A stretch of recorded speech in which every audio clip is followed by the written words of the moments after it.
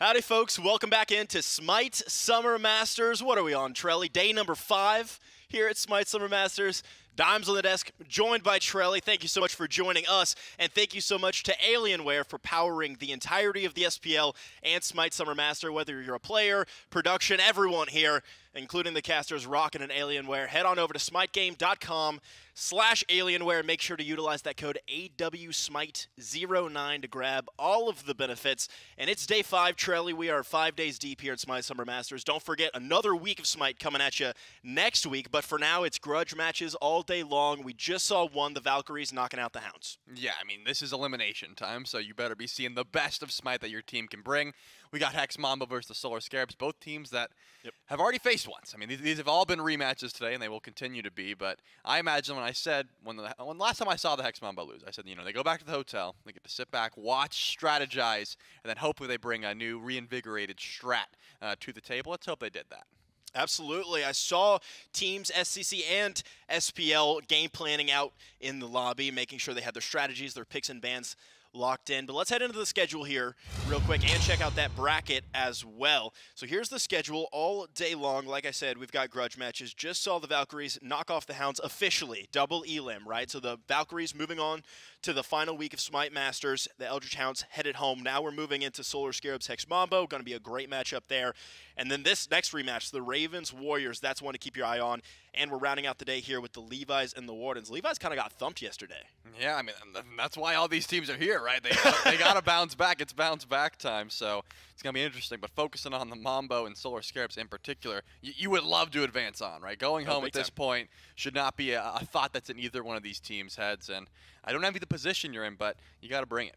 Yeah, the Solar Scarabs, unfortunately, if you recall last time at SMITE, or not the Summer Masters, but the SMITE Masters previously, getting knocked off, the only SPL team to be eliminated by an SCC team. So, bit of ego here on the line, I think, for the Solar Scarabs, making sure they don't fall to that same fate for a second time. Yeah, and especially because of the fact that they've been trying to get, you know, used to having their new jungler. Sam for Soccer, obviously replacing Scream in this case. I mean, more so a trade, if you will. You know, Scream going to Dragons, who have been having a phenomenal performance. But, you know, I think the Solar Scarabs have still been trying to find their identity, how they're going to perform with this new jungler. So, not a great time to try and figure that out, right? When it's elimination time, they would love to just continue this win streak because they were able to get that win.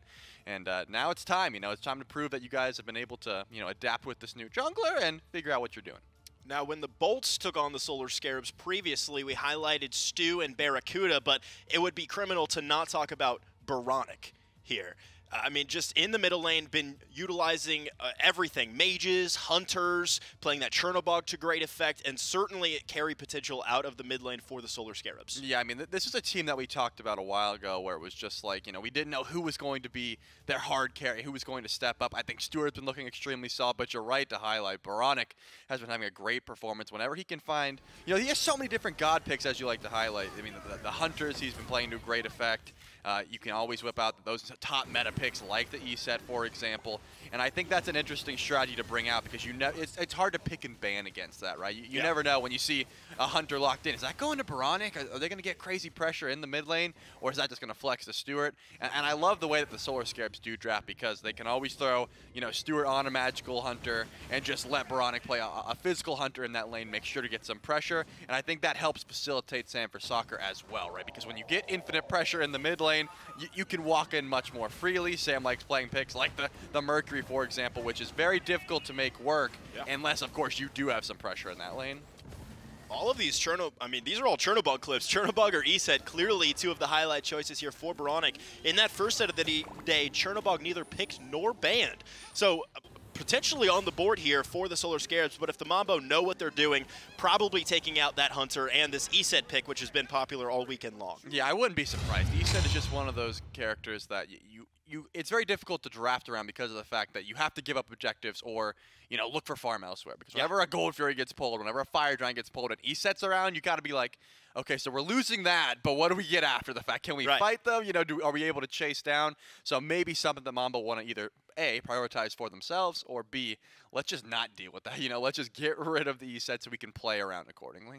I love how you called it. I believe it wasn't the circle of protection, the circle of no protection. Once you pop it, especially in the mid lane when E-set has that power to her name, circle protection dealing an absolute ton of damage. So I mean, for the Solar Scarabs, carry potential abounds out of the ADC role. Of course, oBoronic in the med. And let's talk directly to the Solar Scarabs here. J-Mac standing by to chat about their win strategies. Hello, I am in the booth with the Solar Scarabs, our second matchup of the day. We got to talk to the duo lane and the coach last time around, so we're going to go over to the solo lane now. Scaredy, last time, whenever you guys faced off against Hex Mambo, Deathwalker had some choice words to say about you guys. Said you guys were the worst team in the SPL, that it was going to be an easy win for them, but then you guys 2-0'd him. You have some words maybe back for Deathwalker this time. I mean, he's SEC for a reason, right? I mean, SEC for a reason. Deathwalker hadn't been in the SPL in some time. Now we maybe see why. Sam, new addition to the team, seems you guys have really started to be kind of finding your groove more than anything else. But that's on the battleground. Let's say you go out to the beach and you got to pick a 2v2 partner for volleyball. Who are you picking as your partner? I mean, we're going Bobby all day, you know. Like, we would be running the streets. That's the thing. Ooh, free for Bobby and Sam if they're the ones running volleyball. Now, oBoronic, I'm going to ask you the same question. If you're going up against Sam and Bobby, you're just going to go with Bobby? No, I'm going with Stu. Oh, you're going to take Stu for your partner this time around. So Stu, oBoronic versus Inbound and Sam. That should be an interesting volleyball match. But that's not about the volleyball. We're not about that here today. We're about the Solar Scarabs versus Hex Mambo. We're going to throw it back to the desk so that way they can get it going.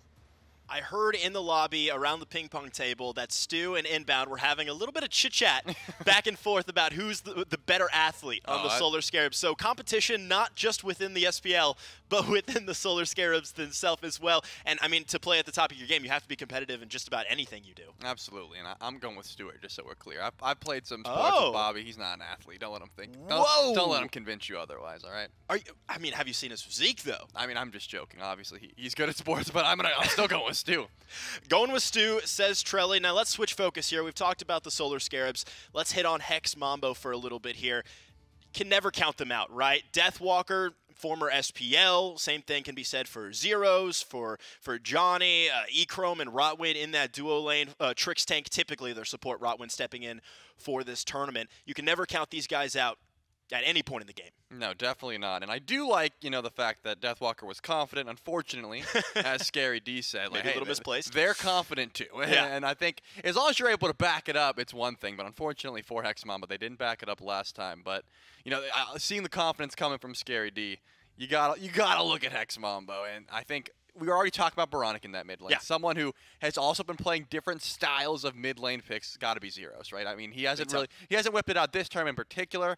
More so in tune to those regular mid style picks that he likes to play. The Tiamats, for example. I've been waiting to see the possible Nuwa that he likes to play a lot. He's able to farm very quickly on that. Yeah. Zyrhoes also has that hard carry potential. He's been around for such a long time and playing at the top of his game every time. I think Zyrhoes, one of the more consistent players on this team. Of course, Dzoni can be hot and cold, right? He can hard carry the game, or he can be like 0-6 and they still win. Yeah. But Zyrhoes, I think, always a pretty even stat line, usually pretty farmed, making sure to always do consistent damage for his team. And I think that's what you want to count on for a mid laner, right? You just look over and say, okay, they're 0-0.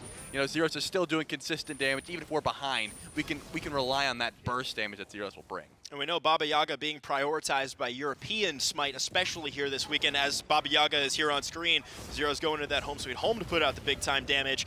Could be a potential pick here for Hex Mambo, as they highly valued this pick. But like you said, it's kind of the conversation when you're talking about any veteran SMITE player. They've been through pretty much any meta that could have come around in SMITE. They've been through all the picks. They've been there, done that. They can pick up whatever they need to help facilitate their team's victory. Yeah, and I think that's something that becomes really important when it's elimination time, because all you have to do, like winning one match, right? Winning one game could be massive just for the mental and for the momentum. So pulling out something, that no one has seen as of recent, like the Nuwa, for example, like wait, we haven't played against that. How do we, how are we going to fight against this ultimate, that sort of thing?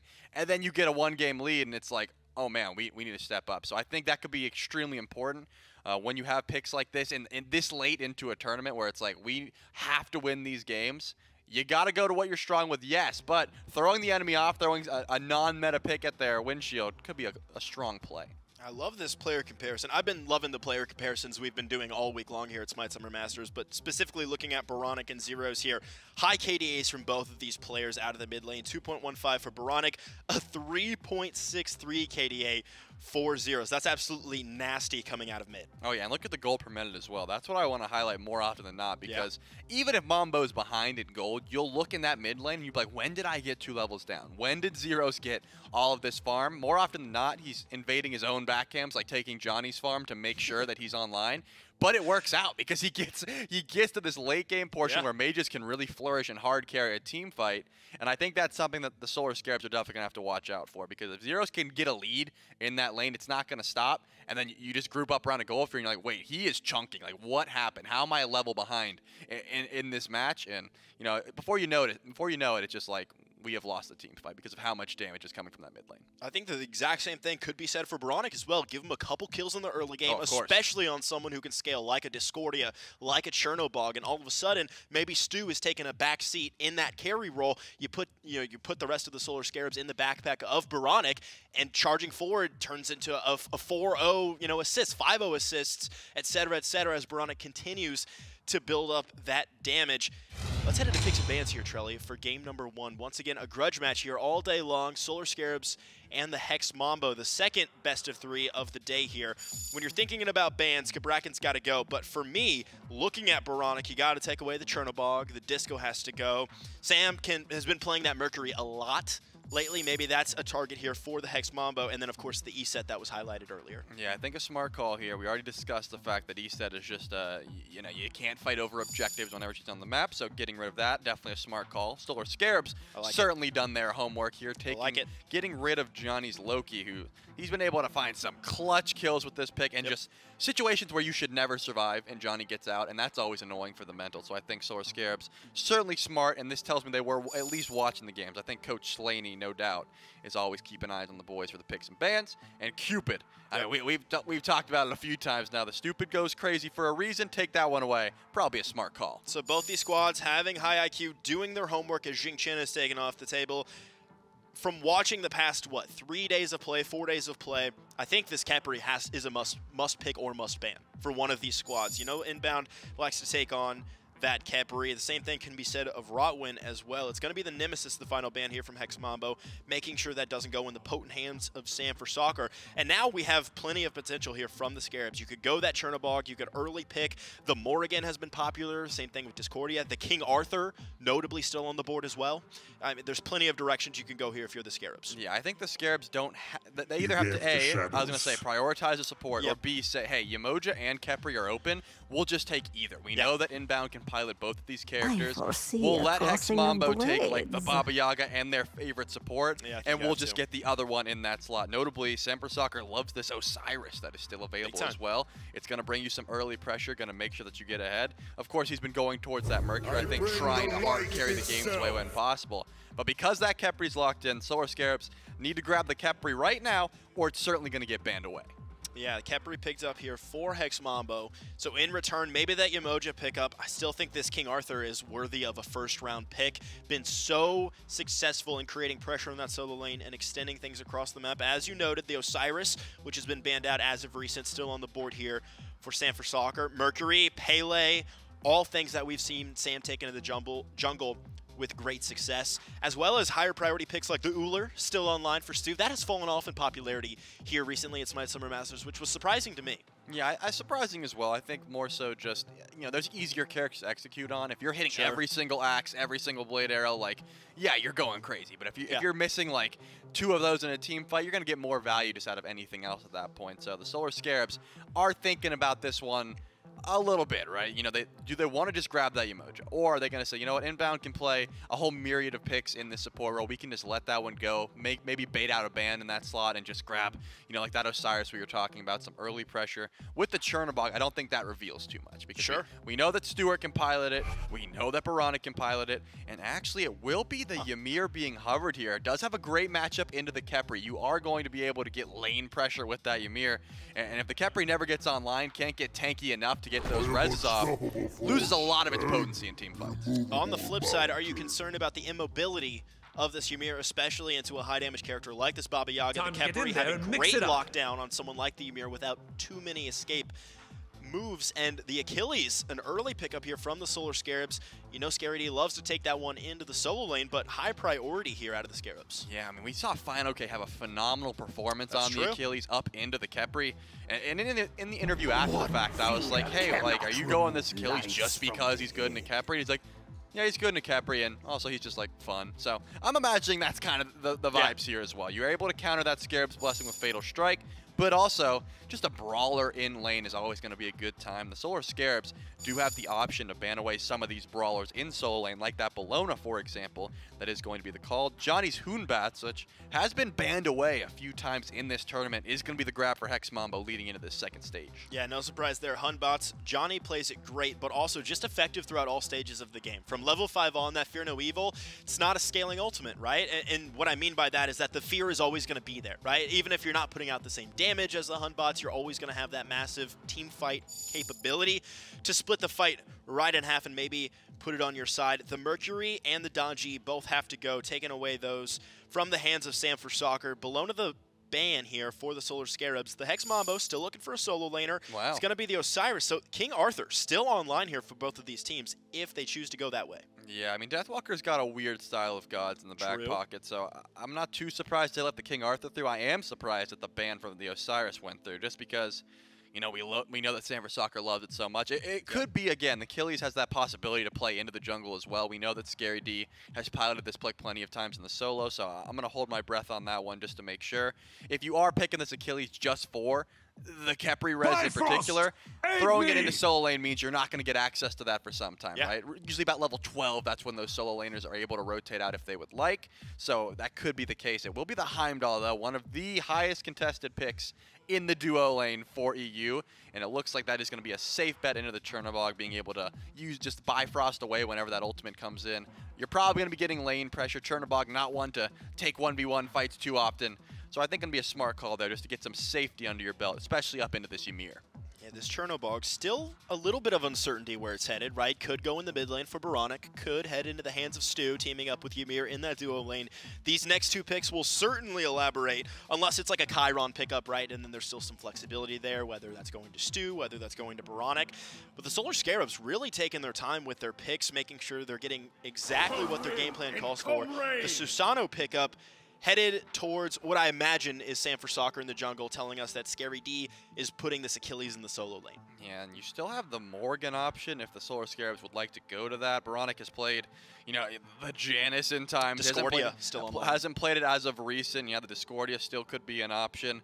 And even like Morgan Le Fay, for example. But it will just be the Olorun. So that tells me, I mean, you know, I think oBoronic has also piloted it. But Stuart, more often than not, likes to go to this Olorun. It really just depends on what kind of pressure you want to have. Ymir and Olorun are going to have a pretty solid early game regardless, so these picks, as far as I'm concerned, are interchangeable. The Susano does do a crazy amount of damage in the early as well, but it looks like Deathwalker is going to snap lock that tier. Did have a great performance on it last time it played. He was able to rotate out, go with that movement speed style of build, and that could be super annoying to deal with. Up against the Ymir, tier passive certainly going to come into play, just being able to not be stunned for too long and just keep being annoying and trying to hit those fearlesses. You got a fair bit of beads burning for that Batz, and I think that was the call here for Mambo. Hex Mambo, big-time AoE between that Lawbringer from the tier, of course Batz splitting the fight with Fear No Evil, and the whole time everything is going on with those frontliners, Baba Yaga throwing out shots from Home Sweet Home, whereas on the side of the Solar Scarabs, you're splitting the team fight a little bit more. Olorun and Chernobog, a little more single target focus. The Achilles can have multiple executes, but has to connect with that first one, importantly, right? And then Susano is just a single target destroyer of gods, right? So Solar Scarabs maybe a little bit more pick-oriented. Ymir having the Shards of Life means that their objective secure is going to be great, and Chernobog and Olorun combined for great objective shred as well. So Hex Mambo maybe looking for a big team fight, Solar Scarabs looking for objective play and picks in the jungle. Yeah, I can see that, but whenever I see Olorun, whenever I see Sanctified Fields, of course. I always have to consider the fact that the team fight could just go wrong. Like if Mambo's like, hey, we can fight this, we can force this objective, and then they just get slow mode, that's always going to throw a wrench in their plans, right? Because you're either burning beads, using a CC immune ult, or you are just getting out. You do not want to fight into that sanctified field, and if you're placing it correctly, you can just shut down like a whole lane. It's going to be that important. So I imagine the Solar Scarabs, you're right to highlight, they have a pick style of draft. They could certainly split the map with this global presence from Chernobog, but also they can lean back and say, hey, we've got Typhoon, we still have a ton of AoE damage with this sanctified field, we can just control some space. There's a lot of options here for the Solar Scarabs. And you can't forget, we haven't seen this Chernobog in a couple of games now, but any gank that Susano chooses to do, whether it's on that duo lane over in the solo, it immediately becomes, you know, from a 3v2 or a 2v1, Chernobog immediately adds another member of the Solar Scarabs to that fight with that ultimate. So you can't forget about the huge rotation potential, especially in the middle lane, right? You can affect either side of the map and still get back to middle lane without losing too much farm. Yeah, and that's what I like about the pick, is you can shove a wave and then still make your presence known, force someone to stay in that lane and just be like, guys, I can't make it. I'm not going to be able to match that rotation speed. Maybe I'll invade a buff camp, but if we're getting kills and we're getting pressure, pushing a tower, something like that, it's always going to be worth it. So you got to keep your eyes on that global presence. Hex Mambo, a very smart team, a very old team in the sense of they've been around for a while. They know how to deal with split pushing. I imagine they should have a strategy to deal with that. Match number 2, Elimination Sunday here at SMITE Summer Masters. It's Hex Mambo, it's Solar Scarabs, Part 2. Let's throw it on over to Dave and Myth. Appreciate you, Desk. And another rematch here today as the Scarabs and Hex Mambo go toe-to-toe. One team gets promoted, the other team heads home from SMITE Summer Masters. And Myth, the Solar Scarabs, giving themselves, I would say, a standard Solar Scarabs composition with a little Sanford soccer sprinkled in there on the Susano. Yeah, I mean, you nailed it. I was Thanks, hoping man. you would have just stopped at standard Solar Scarabs, and then I would have said with the Sanford soccer. It would have been like a really cool And back Myth, here and in forth. game number 1, the Solar Scarabs get themselves a pretty standard Solar Scarabs composition. But with a little Sanford soccer sprinkled in there with that special Susano flavor. You know, I am really excited for this match. Rumblings around the scene. Hex Mambo, one of the favored SEC matchups to make it through into the next phase. So I'm thinking the Solar Scarabs have got their work cut out for them. But when you say standard Solar Scarabs, I think you got to look at the Hex Mambo's draft as well. And that's about as Mambo as it gets. Dzoni on the Hun bot, Zyrhoes, Baba Yaga, standard duo lane with Deathwalker playing something that is just kind of fringe meta, as he is so apt to do. I'm excited about the pacing of this game. Generally, when I think of the Solar Scarabs win condition, they are a team that likes to get active a bit earlier on. And they've got some resources to do that, namely the mid 3v3, I think very strong, but essentially a double hunter composition means you're likely aiming for some of those mid to late game team fights. Whereas Hex Mambo, they've also got a very strong team fight composition. Can't sleep on this Hun bots, man. Fear no evil. It is just such a versatile tool to disrupt these engagements. You've got that safety net from the Scarab's Blessing. This one could be very fun to watch. We know Hex Mambo are okay going a bit later on into these games as well. That's how they've won most of their games over in the EU SCC. Dzoni teleport back and an extra chunk of damage because of it. I do want to look at Deathwalker on this tier, and this is a style of pick we've seen from Deathwalker, but the build still pretty unique. Goes Chalice, Pots, Bluestone, and then the tier 1 Mystical Earring. 15 MP5, right? Yeah, that's all it is. God, that is a nasty tier 1. Was it 400 or so gold, something like that? Somewhere in there. And you get 15 MP5. Wonder how far we'll end up seeing it upgraded, though, because I've often seen it picked up. Good wall from Inbound, or chunk damage from Stuart. But I don't know if we've ever seen it, like, fully upgraded until maybe the very end of the game. I mean, you don't get any value from the upgrade until you've already got 40 CDR built into your kit. The tier 2 is not a poor item, so I think maybe we see Deathwalker go there early on. Otherwise, likely going to be a standard build until he's got the CDR stack up. Could go into the Manticore Spike. I'm hoping he doesn't. Or the Fae Blessed Hoops. That one doesn't make a whole lot of sense for him. I'm thinking it's probably going to be the Bobble, honestly. Look, and Bobble has always been hypothesized to be the item that Warriors are going to rock, right? You just want all that CDR, get all that constant displacement. We'd seen it earlier this week from Uzi on the Odin. Constant cages, constant bird bombs, constant shields. Tyr is a god that I think can make pretty good use of that item. Sure, your DPS is going to take a pretty significant hit, but you've got so much defense built into your kit every time you level up that third ability. In defense stance, additional protections. In offense stance, additional power. But fearless after fearless after fearless, all make it very difficult for any one of the Solar Scarabs to perform their combos. Try and charge up the first ability as Olorun. Try and channel some of those dashes as the Achilles. If Deathwalker's on 60% CDR, best of luck.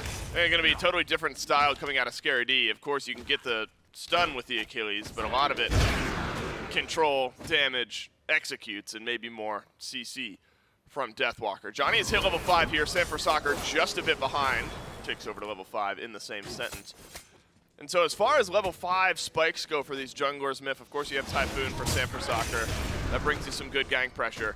But the time is now for Dzoni to start putting pressure on Beads. I wonder if Sam can maybe get some pressure here onto Deathwalker. Remember, Scary D has Fatal Strike, uses it early, but still plenty of damage for the Solar Scarabs, and it's first blood to the Achilles. Did Deathwalker not have access to the ultimate there? Spent so much time juking out. Doug, can I get a hover on Deathwalker's ability order? It's down. Yeah, the diamond is not filled in, but my man surely did not do any front flips. Yeah, he's put an additional point into the Fearless. I mean, it helps out your boxing in lane, but gotta think he would have just survived had he got his ultimate. Well, didn't level it, and now has died first overall, and gives Scary D a nice first blood. Looks like Scary D going into the Soul Eater as well.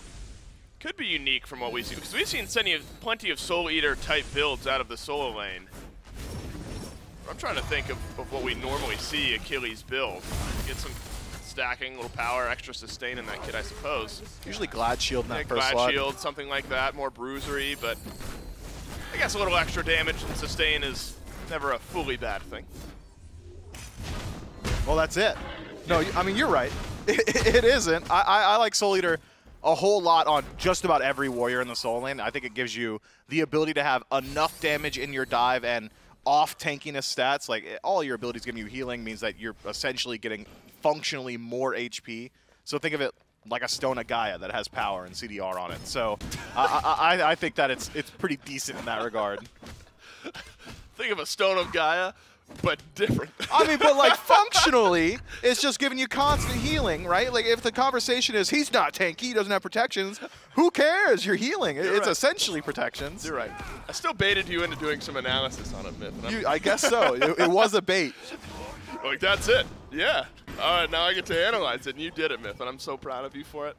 We'll see what Scary D is able to get done with the Soul Eater once it is fully stacked up. And a good early rotation out of Sam. And right in that conversation, it was right on time. We were talking about level 5, which jungler can now start to get some pressure put out onto this map. Fear no evil. Gotta be a beads burning tool for Dzoni. I hope that some beads are down, and he'll send it towards SamForSoccer now. Typhoon, and the juke is good from Sam, but a Scarab's Blessing from Rottwen out of the dual lane keeps the monkey on the map. Scary D would love to chase this down. Fatal Strike around the side, more for movement than for execute, and a double stun as well. And a great looking fight from the Solar Scarabs in mid.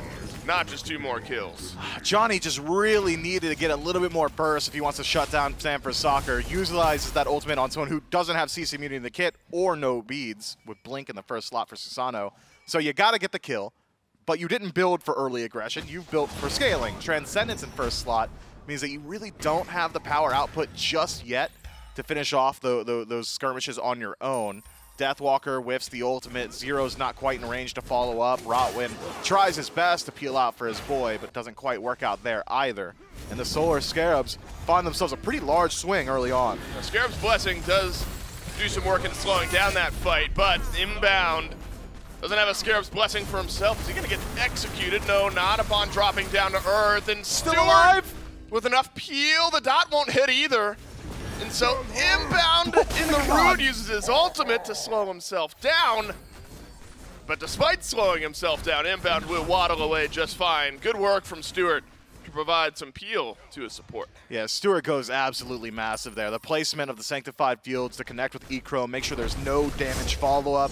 Inbound's wherewithal to immediately throw up the wall upon landing to make sure none of those auto attacks come through. Just clean play, clean disengage from the Solar Scarabs. Only one more Heimdallr auto needed to land. Wouldn't have killed Inbound, but Rottwen would have afterward. Oh, no. Oh, no. Sam gets the teleport onto Echrome and the Bifrost. He's styling. Yeah, Sam is looking good right now. And this is the scary Sam, isn't it? When Sam gets this style of pick for himself, and it's looking like a SamForSoccer-esque Susano game. very worrying trend for the opposing squad. The jukes have been good. All the abilities have been hitting. And you get the Susano off to a 1-0-1 start. Tier 2 hi-rez in a really good spot now.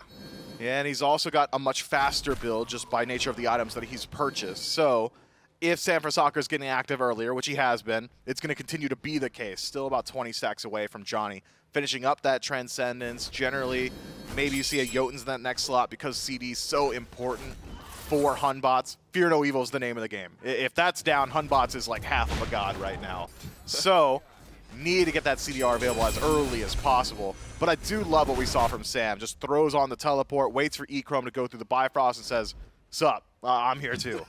That's a great look for the Solar Scarabs. They'll put a little pressure over on the left side, but also over on right. Can Sam continue his onslaught? An ult used by oBoronic. Will he take it? Yes, he will. Makes his way towards right. I guess that's the low investment, and don't get to break that down, because damage onto Rottwen will have the Khepri scurrying away. I guess somewhat low investment there from oBoronic. You're able to use the ultimate, you get over towards right. Doesn't result in much, but because you're a mid laner, you can get right back to mid and farming up. Doesn't miss out on any of that farm, even having the Trebuchet there to keep the minion wave out of his tower, so doesn't miss out on any gold either. I think the Solar Scarabs have quickly shown their hand. It's aggression in the early game, pressure in every single one of these lanes. Will struggle to find lane pressure, I think, up against Baba Yaga. Now that Charon's coin is done, we're starting to move into that enchanted spear tree as well. But both of these side lanes seem to be going very, very well for the Solar Scarabs. And now that we've ticked past that 10-minute mark, Pyromancer's spawned up. We're about at maybe half level favoring Scary D as of now. Soul Eater's finished. You've already got the Glad Shield too. Faster build from the Solar Scarab Soul Laner. Maybe we see some of that action erupt around the Pyro. The Hex Mambo need to do something here, and it's not drop a Fear No Evil onto Inbowned, who is in his ultimate. Around the backside goes Scary D. Sanctified Field that's near perfect from Stuart. And the Scarab's Blessing only delays the death of Rottwen. One ultimate connects. It's Echrome, who sends oBoronic up, and down he goes, but Inbound with a brilliant wall gives oBoronic an avenue out, and oBoronic drops back in, and Dzoni on the reinitiation makes it a double kill for Hex Mambo, but in the backline, Scary D says hello, and the Solar Scarabs at least able to find their first kill of the fight. Hex Mambo not looking that bad. Grab a 2 for 1. Yeah, Hex Mambo played very smart there. It was a split off where you lock down one, oBoronic, with that ultimate from Heimdallr. Then a chase out afterwards. Speaking of a chase, Sanford Soccer just won't stop. No, he won't. Root from Rottwen, no good onto Sam, and Sam needed to get out. Didn't have enough mana to really stick around and fully fight out with Dzoni. That actually looked like it would be a great fight for the Solar. That's surprising. It only ended up being a couple. But Hex Mambo able to fight back in, an important swing back just to get a couple of kills going. It's been a tough time for the duo lane here of Hex Mambo. Rottwen off to an 0-2 start. Scarab's Blessing used on himself, ends up dying anyway. And Echrome also off to an 0-2 start. But able to stay even with Stuart here, both level 10. Both characters getting some scaling on. You seeing this build from Dzoni? Transcendence, okay, that's standard. Used to seeing that Soul Eater in second slot. Generally, it's like the Pele's that are going Soul Eater. I mean, power, CDR, penetration, ability, lifesteal makes sense for Hunbots, but again, it does. It's just a very, very slow build. We just finished stacking that Transcendence, and my man said, that was fun, let me do it again. Soul Eater. Gonna take a little while to find the full value from that item. Hex Mambo, as the Death said, always a team willing to take it to the latest portions of the match. They'd love to meet you 5-on-5 at the 40-minute mark. Itemization seems to be the same case, but if that were the case, why isn't Zyrhoes stacking? My man's playing Baba Yaga. Where's the Warlock staff? Where's the Book of Thoth? Yeah, that's true. It's strange pacing and a bit of a desync in methodology between each individual member of this team. Yeah, went into the Charon's coin, which is standard, right, to get first or second slot, but I don't know if it's standard anymore. You don't think? I feel like this is a build from like a year ago. Zyrhoes has been building Charon's coin this weekend, though, I feel like. Zyrhoes has. Yeah. You said standard. 4 zeros. Okay. I'll put an asterisk. Yeah, Charon's coin first, not so much across the league, but that's a nice initiation from Hex Mambo. In fact, it's brilliant. And Dzoni knocks down Sanford Soccer. Deathwalker pushes 2 back, and Fear No Evil is good. And Echrome, is he just going to get a solo here onto Stuart? One more auto will get it done. What is happening? Hex Mambo suddenly igniting this match. and they'll find 2 kills across the map. But what are they going to do on the map with that time? Could pressure this mid tower. I think a rotation to Gold Fury would go a whole long way. 3 stacks starting to move their way over. Echrome should join up with them. Now the Solar Scarabs have to defend. Boronic's got access to that ultimate. He could get there, but he'd go in alone. Inbound pathing the other way. Hex Mambo, individual plays, win out the day on this small battle. Solo kill here or there, nets them a Gold Fury, and brings this game right back to even. The SCC squad punching upwards in this matchup, a matchup that we've already seen, a matchup that the Solar Scarabs 2-0'd earlier this weekend. But Hex Mambo not giving up. And really good plays, honestly. I mean, the solo kill from Echrome, not often you see that against Stuart, who's been playing some of his best Smite here over the last couple of weeks. Were you sure? And then brilliant initiation. Yeah, I'm sure Stuart's been playing some good Smite. Hex Mambo will not reply to the Pyromancer, and Inbound uses his ultimate, so the Solar Scarabs at least able to pull back one of the neutral objectives. It's a little small win for the Scarabs there to keep that gold at least in a state of parity. I was concerned about Zyrhoes stealing that from over the wall. Vision control was not so dominantly in favor of the Solar Scarabs that I think they could be confident saying, hey, nobody's nearby. But a good wall from Inbound. Make sure that Rottwen isn't able to get in there. No vision means that Zyrhoes doesn't know when to throw his damage over that wall, and does net the Solar Scarabs, the Pyromancer, for themselves. Game state should slow down from here, at least a little bit, with nothing really to fight over. Solar Scarabs not so far ahead that they're going to be just running around the map as we saw about 4 or 5 minutes ago. Hex Mambo, always a team that need to fight for something. They're never just taking an engagement to put one in the kill column. They're waiting for objectives to respawn. So whose pacing is this going to benefit more so? It's got to be the team that's building so many stacking items, right? But Johnny's already finished up that Soul Eater. I'm keeping my eyes on Zyrhoes' build. I'm curious. He could still go into a late stack item because of Baba Yaga's passive. Scarabs need to find a way. Oh, is it going to happen again? Echrome brawling with Stuart. And then just a straight up 1v1. That actually looked good for Echrome, but Inbound rotates through. Ultimate out from both Echrome and Stu. Now, I feel like, Miff, if you're the Scarabs, you got to find a way in your next big engagement to get Scary D involved. I mean, this is a 4-0 Achilles. He's got some bruiseriness, yes, but also a Soul Eater. Freeze out of Inbound onto Rottwen. Stu does some good damage here, but is it enough to escape the impending onslaught of Johnny and Zyrhoes? Blink, Fear No Evil on the table, but not the option Johnny will go for. Still no beads for Stuart for 2 minutes. No ultimate either. I think Hex Mambo absolutely correct to put their pressure here. Inbound, you're the target. Inbound into his ultimate. Sends out a freeze, but Inbound is in between 3. Oboronic rotates over to the duo lane, and a Fear No Evil catches onto Stuart. The Hex Mambo trying to disengage from this fight because you want to get Scaredy involved. He's trying, but the fatal strike either wasn't in threshold or didn't hit. Echrome not executed.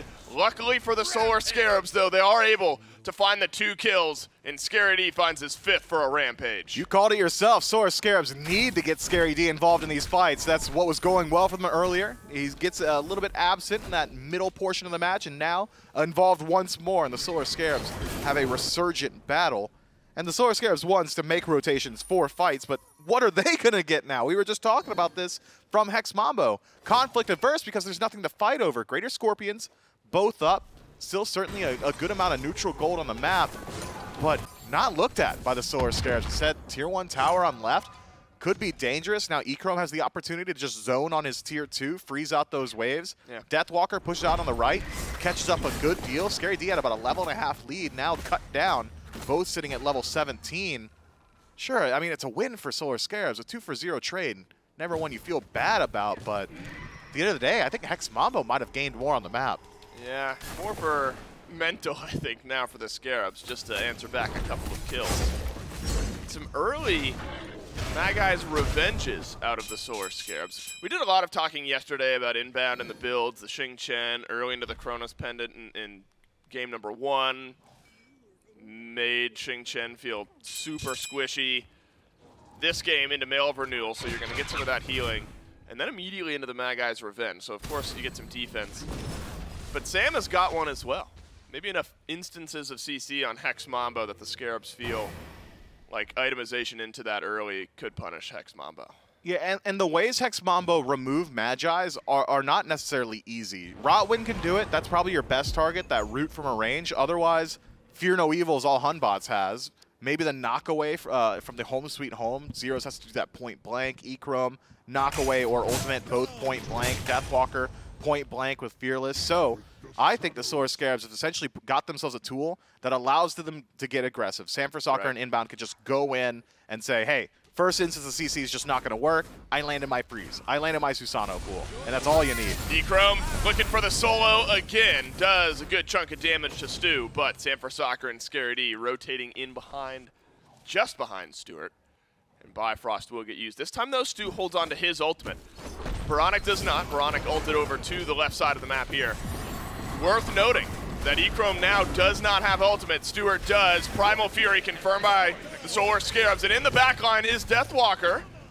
And in with the ultimate, but a freeze from Inbound slows down the impending onslaught. A knockback onto the Ymir, and Deathwalker making that CDR work. Echrome pulls one back for Hex Mambo. Deathwalker is just so fast with this build. This is the OG tier. Hey, I'm going to have more movement speed. Good luck walking away from me. I'm going to Fearless you to my team build. Wing Blade immediately into the Relic Dagger. Inbound just had no way out. Uh-oh. Scary D is in some trouble here. Fear No Evil.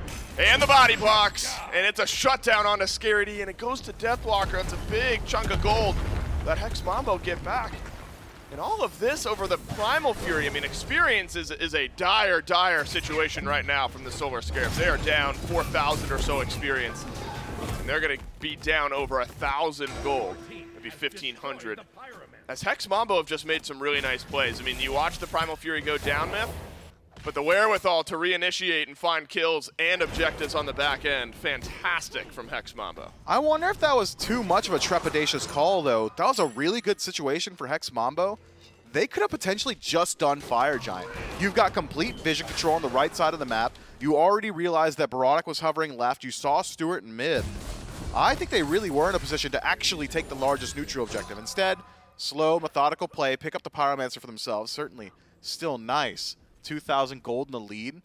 But all the posturing that you're going to be doing over the next 4 or 5 minutes is for the Fire Giant. I'd argue they'd already won that neutral state. Now, having allowed that respawn to come through, Scary D back up, has access to the teleport, gets a little bit more defense. Spirit Robe finished up.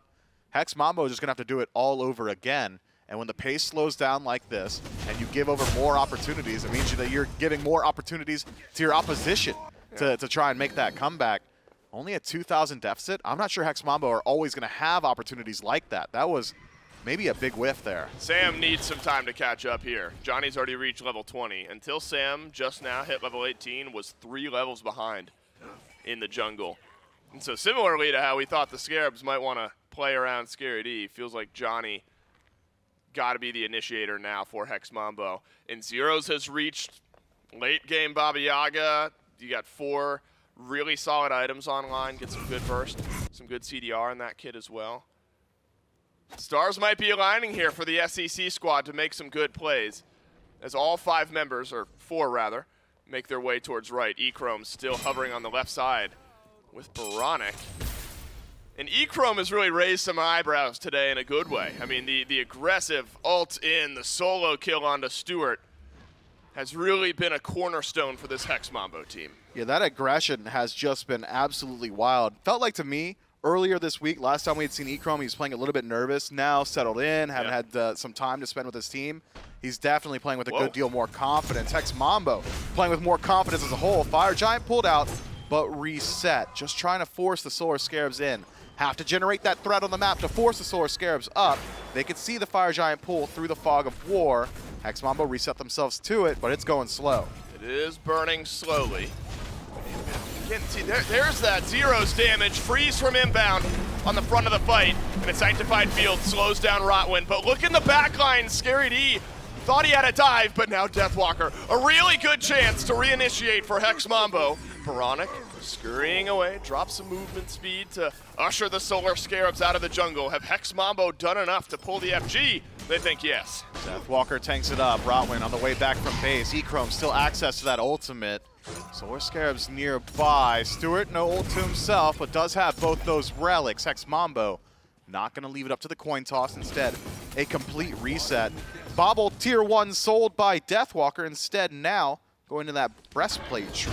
Maybe not enough CDR on the build to actually Yeah, right. benefit from picking up the bobble. And on the other hand, Give me that spectral. Deathbringer finished up for oBoronic super early on, an item we haven't been seeing a whole lot of recently. Really helps out with the burst, but primarily crit Deathbringer, really, really good for neutral objectives. You're already on a composition with this double hunter draft that you're shredding objectives. Now you're doing it a good deal faster. The Solar Scarabs need just one opportunity, one moment left alone with the Fire Giant or the Gold Fury, and they could take it themselves, but Hex Mambo is just sticking to him on the map, man. This is just stifling play from the front line. Deathwalker is everywhere the Scarabs don't want him. Oh no, Scary D. Gonna be a dropped kill here. Dzoni takes the toss in, but Inbound answers back with a freeze and some peel of his own. So ultimate down from Dzoni. That's a big initiation factor for Hex Mambo that's now missing around this FG. Have to imagine Hex Mambo will want to take a beat and get that ultimate back up before a big team fight. Inbound loses the Magi's. Deathwalker loses the Blink. So small win to the Solar Scarabs there. If Dzoni were a half-second faster with his ultimate, Scary D's dead, Hex Mambo gets Fire Giants. So a bit lucky for the Solar Scarabs. Fire Giant pulled again, but resets. And Hex Mambo are just kind of toying with the Solar Scarabs right now. Pull the Fire Giant, see what happens. This is maybe the best oBoronic can be doing right now. Of course, he's got the global ultimate. He can rotate into a fight if he wants. And so the Scarabs send their mid laner over to the left side of the map to split push down the tier 2 tower. Sam for Soccer hovering towards the left side of this fight. He can have a free path in to Rottwen, Zyrhoes, Dzoni, any of the backliners. Someone has to help Stu. Yeah, Stu has just been ignored by the rest of his team as Deathwalker has done a massive amount of damage to the Olorun. Sanctified Field still waiting. oBoronic shoved back. Echrome's got a double kill. He's translated the aggression into the team fight. Fear No Evil answered back by a fatal strike, but hello Hex Mambo, they've come to play. And 3 members of the Solar Scarabs wiped off the map. I have no clue what happens there in the communication. Stu must be dead silent because one help changes that entire fight. He's fighting for his life in a 1v1 up against Deathwalker. Inbound walks past him. Sam for Soccer, acting as solo agent on the side of that engagement, just doesn't get active. Stu's left alone. That's one of the main core bits of your DPS. You need him alive. Fire Giant burn it quick. Scary D in the back. Can Scary D make something happen? Maybe get a kill under Rottwen, but Scary D not interested. Scary D wants the steal, and he'll get it. Solar Scarabs keep themselves involved in this game.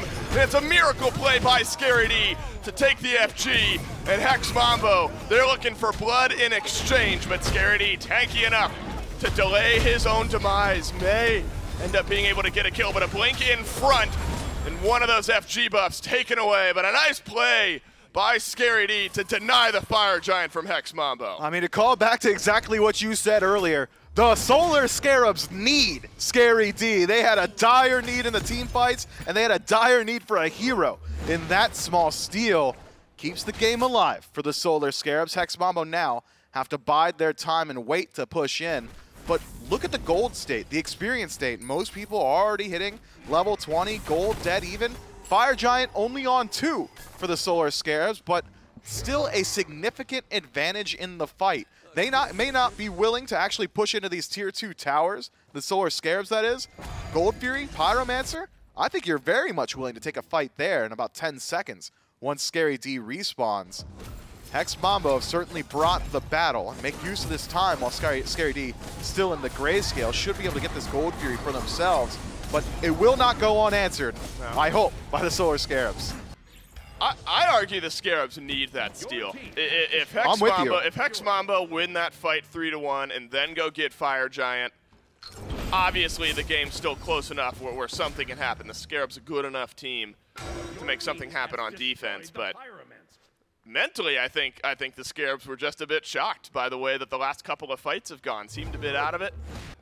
It needed their solo laner to step up big time, and it's exactly what happens. 5-2-2 plus a steal for Scary D. But Hex Mambo, Myth, regardless of the outcome of Game 1, really have surprised me here today. It's a squad that's been playing with confidence, talking with a lot of confidence as far as their odds. And think back to last Masters. Only one SPL team got knocked out from week 1 by an SEC squad. Who was that? It was the Solar Scarabs. Uh-oh. A different look Solar Scarabs. They had Scream in the jungle instead of Sam, but it was this squad.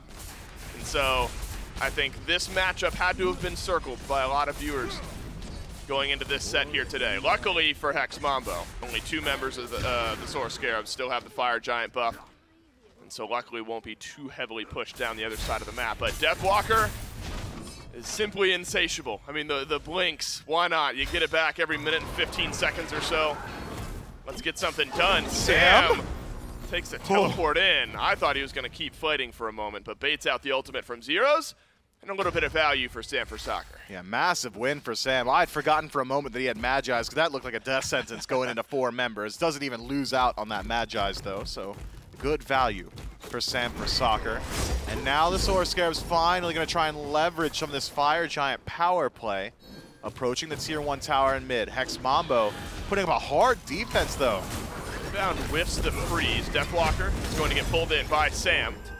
Will go up and over the wall, placed by Inbound. 40 seconds left on Fire Giant buff for both Inbound and Sam. Allows Inbound to step a bit further forward, I guess. Receive some sustain. As both supports have opted for a very similar mindset here. Finish your first 3 items, fully upgrade the relics. But only one of the 2 has the upgraded starter item. That's Rottwen. Inbound just a bit further behind.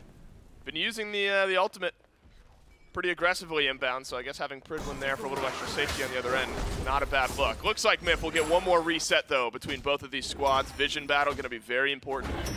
Spotting out both Hex Mambo and the Solar Scarabs going into the next Fire Giant. Johnny's hit some pretty significant power spikes since the last Fire Giant dance. Protector of the jungle, Bloodforge now done as well. Looking at the other side, not a whole lot of anti-heal available to the Solar Scarabs, so this build that Johnny has gone for, double stack into an additional lifesteal item later on, going to find a good deal of value.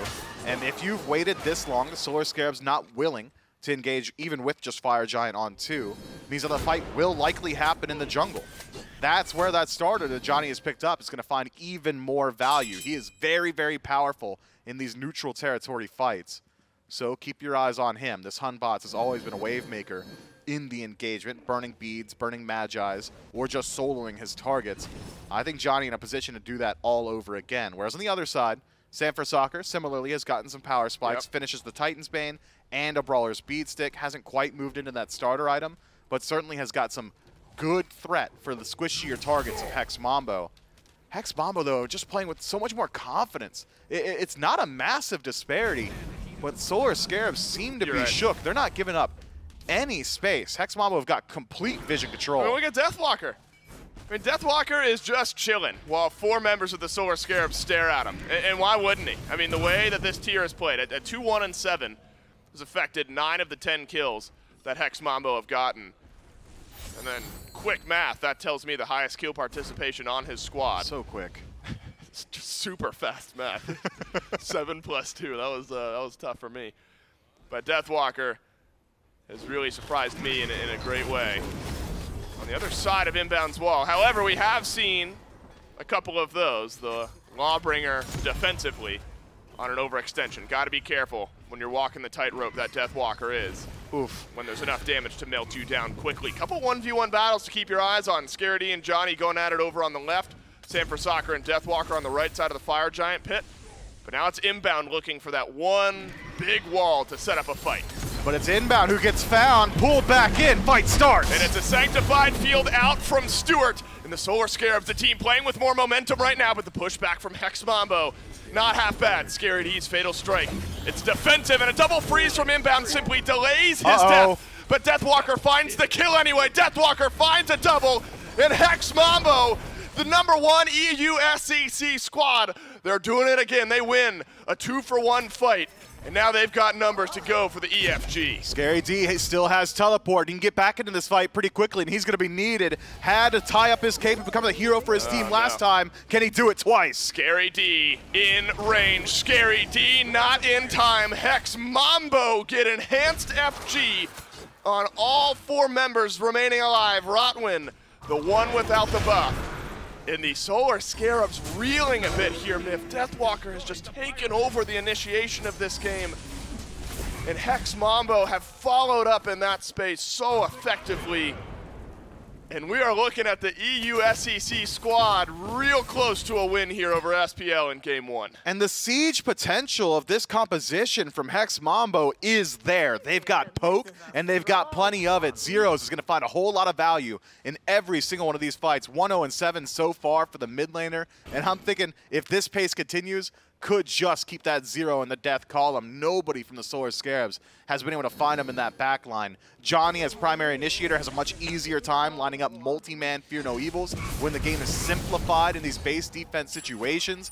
Deathwalker might take a hit to his efficacy, but baton pass. He's done enough in the Fire Giant dance. That's absolutely fine. And Rottwen can really relegate himself to either just playing spoiler to inbound. You could play just Fisherman for all these Magi's blessings, and then once you see the initiation, pull them in like we had seen in that very last team fight. And from there, I think the Hex Mambo have got a very simple job ahead of them. 3 Tier 2 towers still standing, though. The Solar Scarabs likely will not leave Phoenix line. No soft defense in that territory. Again, that trepidatious style, that fear creeping in their hearts, showing in the gameplay. Man, Hex Mambo looking real good. What an upset this would be for game number 1.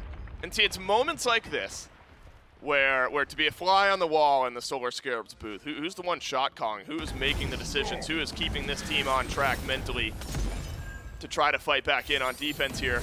Because look at what Deathwalker is simply leisurely strolling into the back line of the Scarabs. This tier is living in the back line, pre-beats, knocks up onto Stu, and Stu is being decimated by the tier as a sanctified field forced out defensively, but a good freeze from Inbound forces Echrome back, and the Scarabs blessing hits as well. Goodbye Inbound.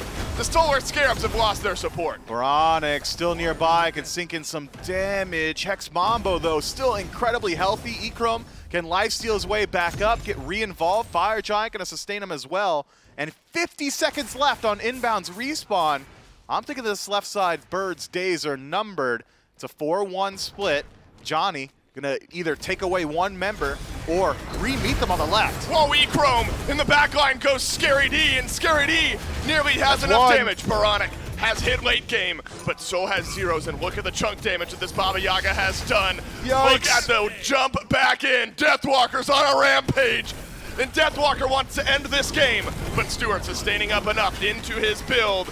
And the Solar Scarabs, they've got some life yet. A shutdown from Oboronic on a Deathwalker, but it's the mid lane Phoenix you've got to worry about. Hex Mambo have sieged the base. Nice kills on the left side, said Hex Mambo. You've been distracted. Whoa. Sure, you got Zyrhoes double for Sam for Soccer. Might be able to chase out Echrome as well, but look how many towers are still standing for Hex Mambo. I don't think the Solar Scarabs can do much with this time. Best case scenario, you get a Phoenix. I don't think they're going to walk into the Titan room, and Echrome might not even allow that to happen. Look, Echrome was making solo kills happen in lane. Won't go for the 3-for-1 gank. Thought he might. Look, he's got a wild look in his eyes. Can't even see him. But you can just tell the way he's playing the game. So, some long death timers still. Solar Scarabs don't want to call for it. Just the duo lane alive from Hex Mambo, and only Scary D dead from the Solar Scarabs. And so you pull back the map state a bit by dropping a couple towers, but I have to imagine we could be chilling on Phoenix right now. Instead, the Solar Scarabs want to play the long game. Let the Fire Giant buff wear out. It's already gone off everyone anyway. And then maybe take their chances around the next enhanced Fire Giant. You've got global presence from Oboronic to keep some of the fire waves out. Solar Scarabs, they say we go again around the Fire Giant. And still, you need to find these answers to Zyrhoes. His damage output has just been so disruptive in these team fights. I don't think the Solar Scarabs have a composition that's too good at dealing with Deathwalker. He's too fast, too mobile, and CC just doesn't work against tier thanks to that passive. So, with this double hunter composition, it is so difficult to connect the damage onto this tier.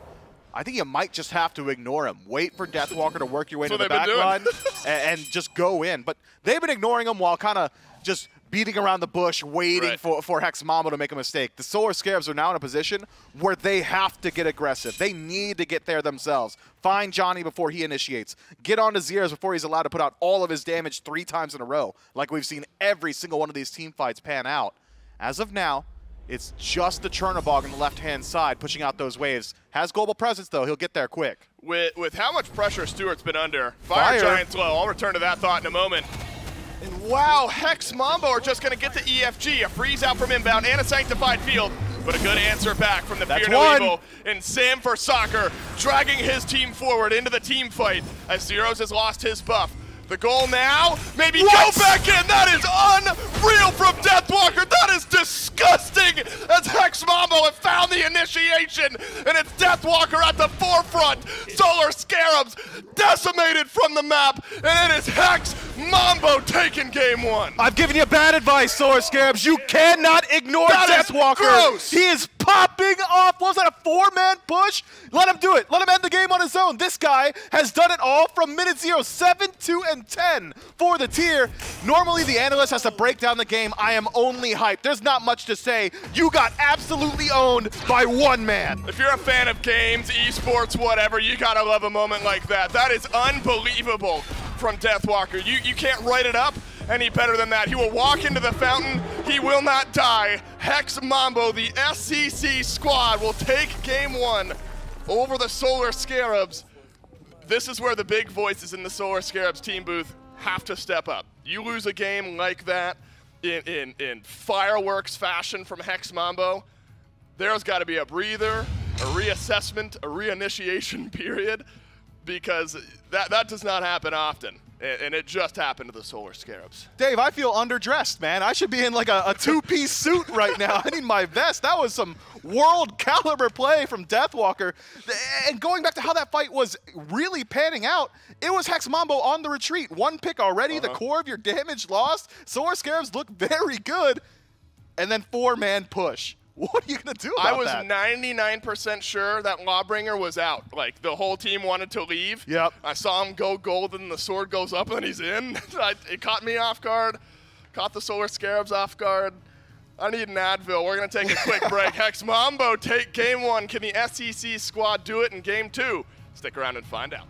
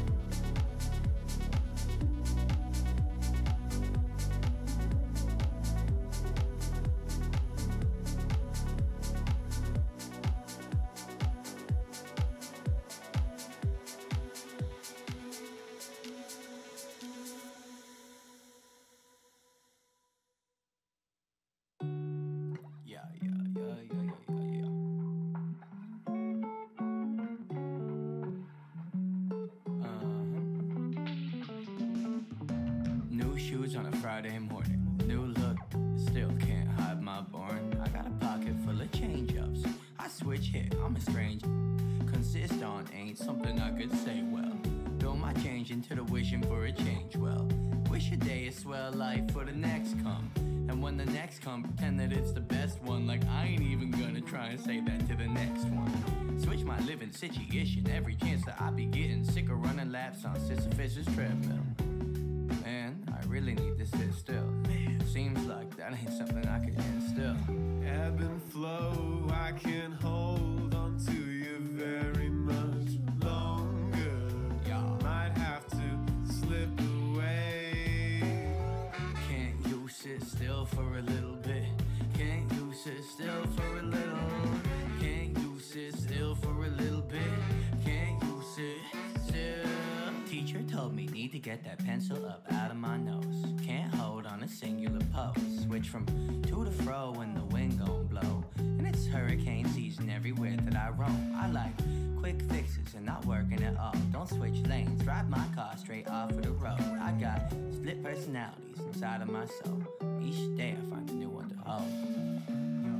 Ebb and flow, I can hold on to you very much.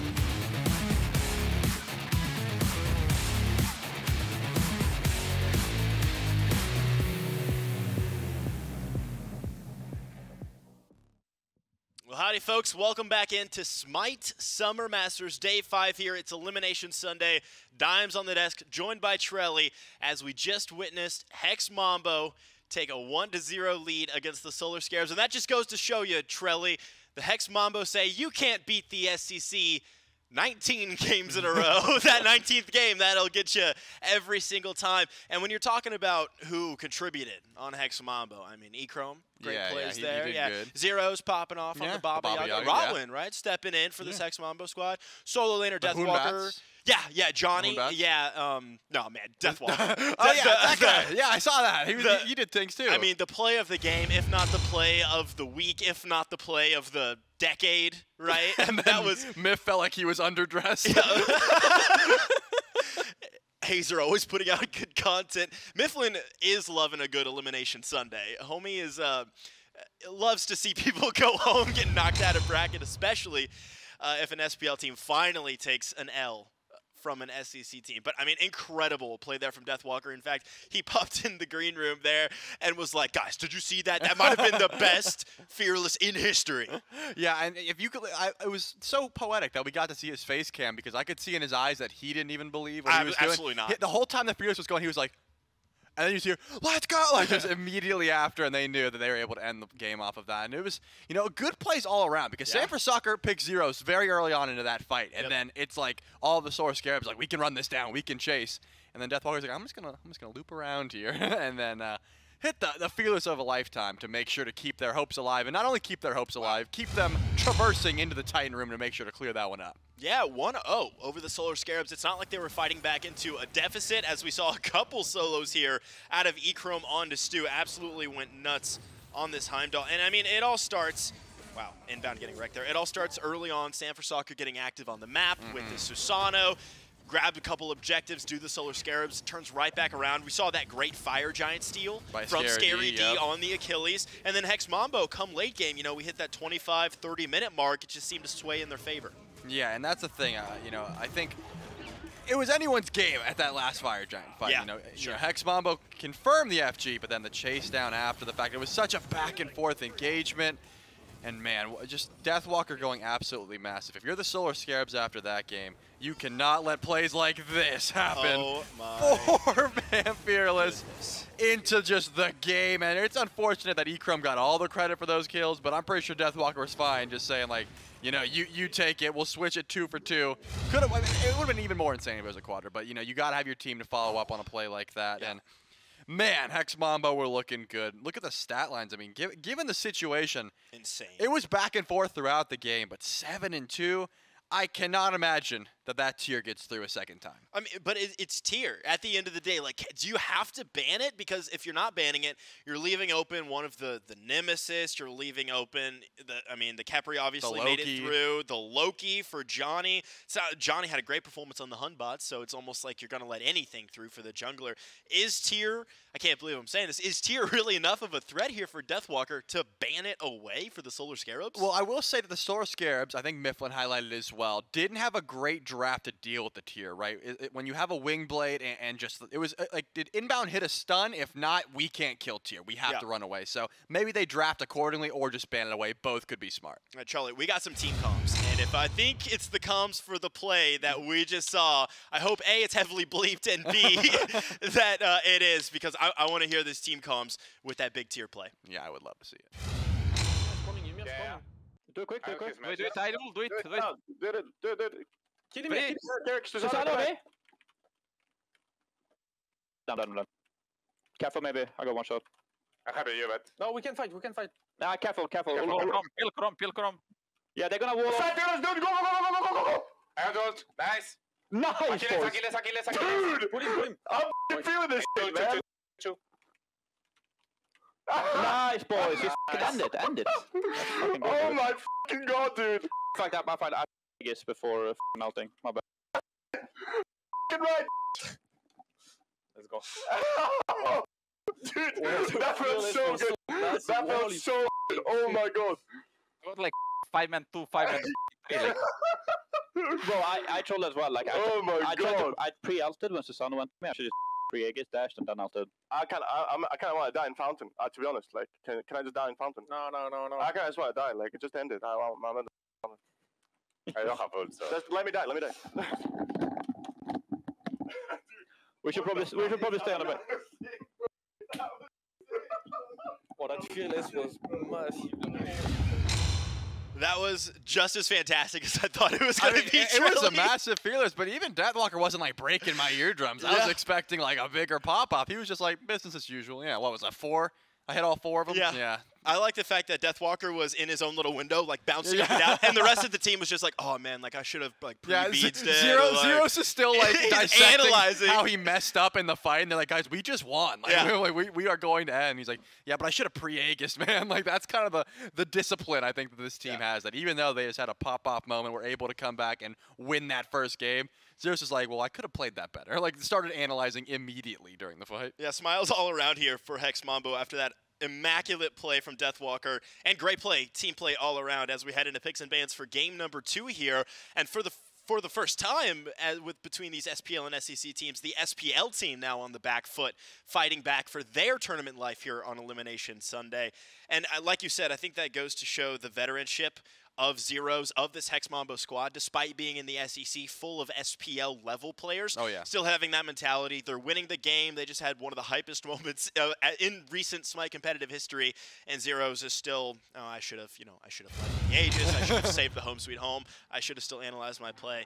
But Solar Scarabs with the first pick here, deciding to go that way. You have to ban out a couple things against Hex Mambo. I think maybe this Baba Yaga needs to go.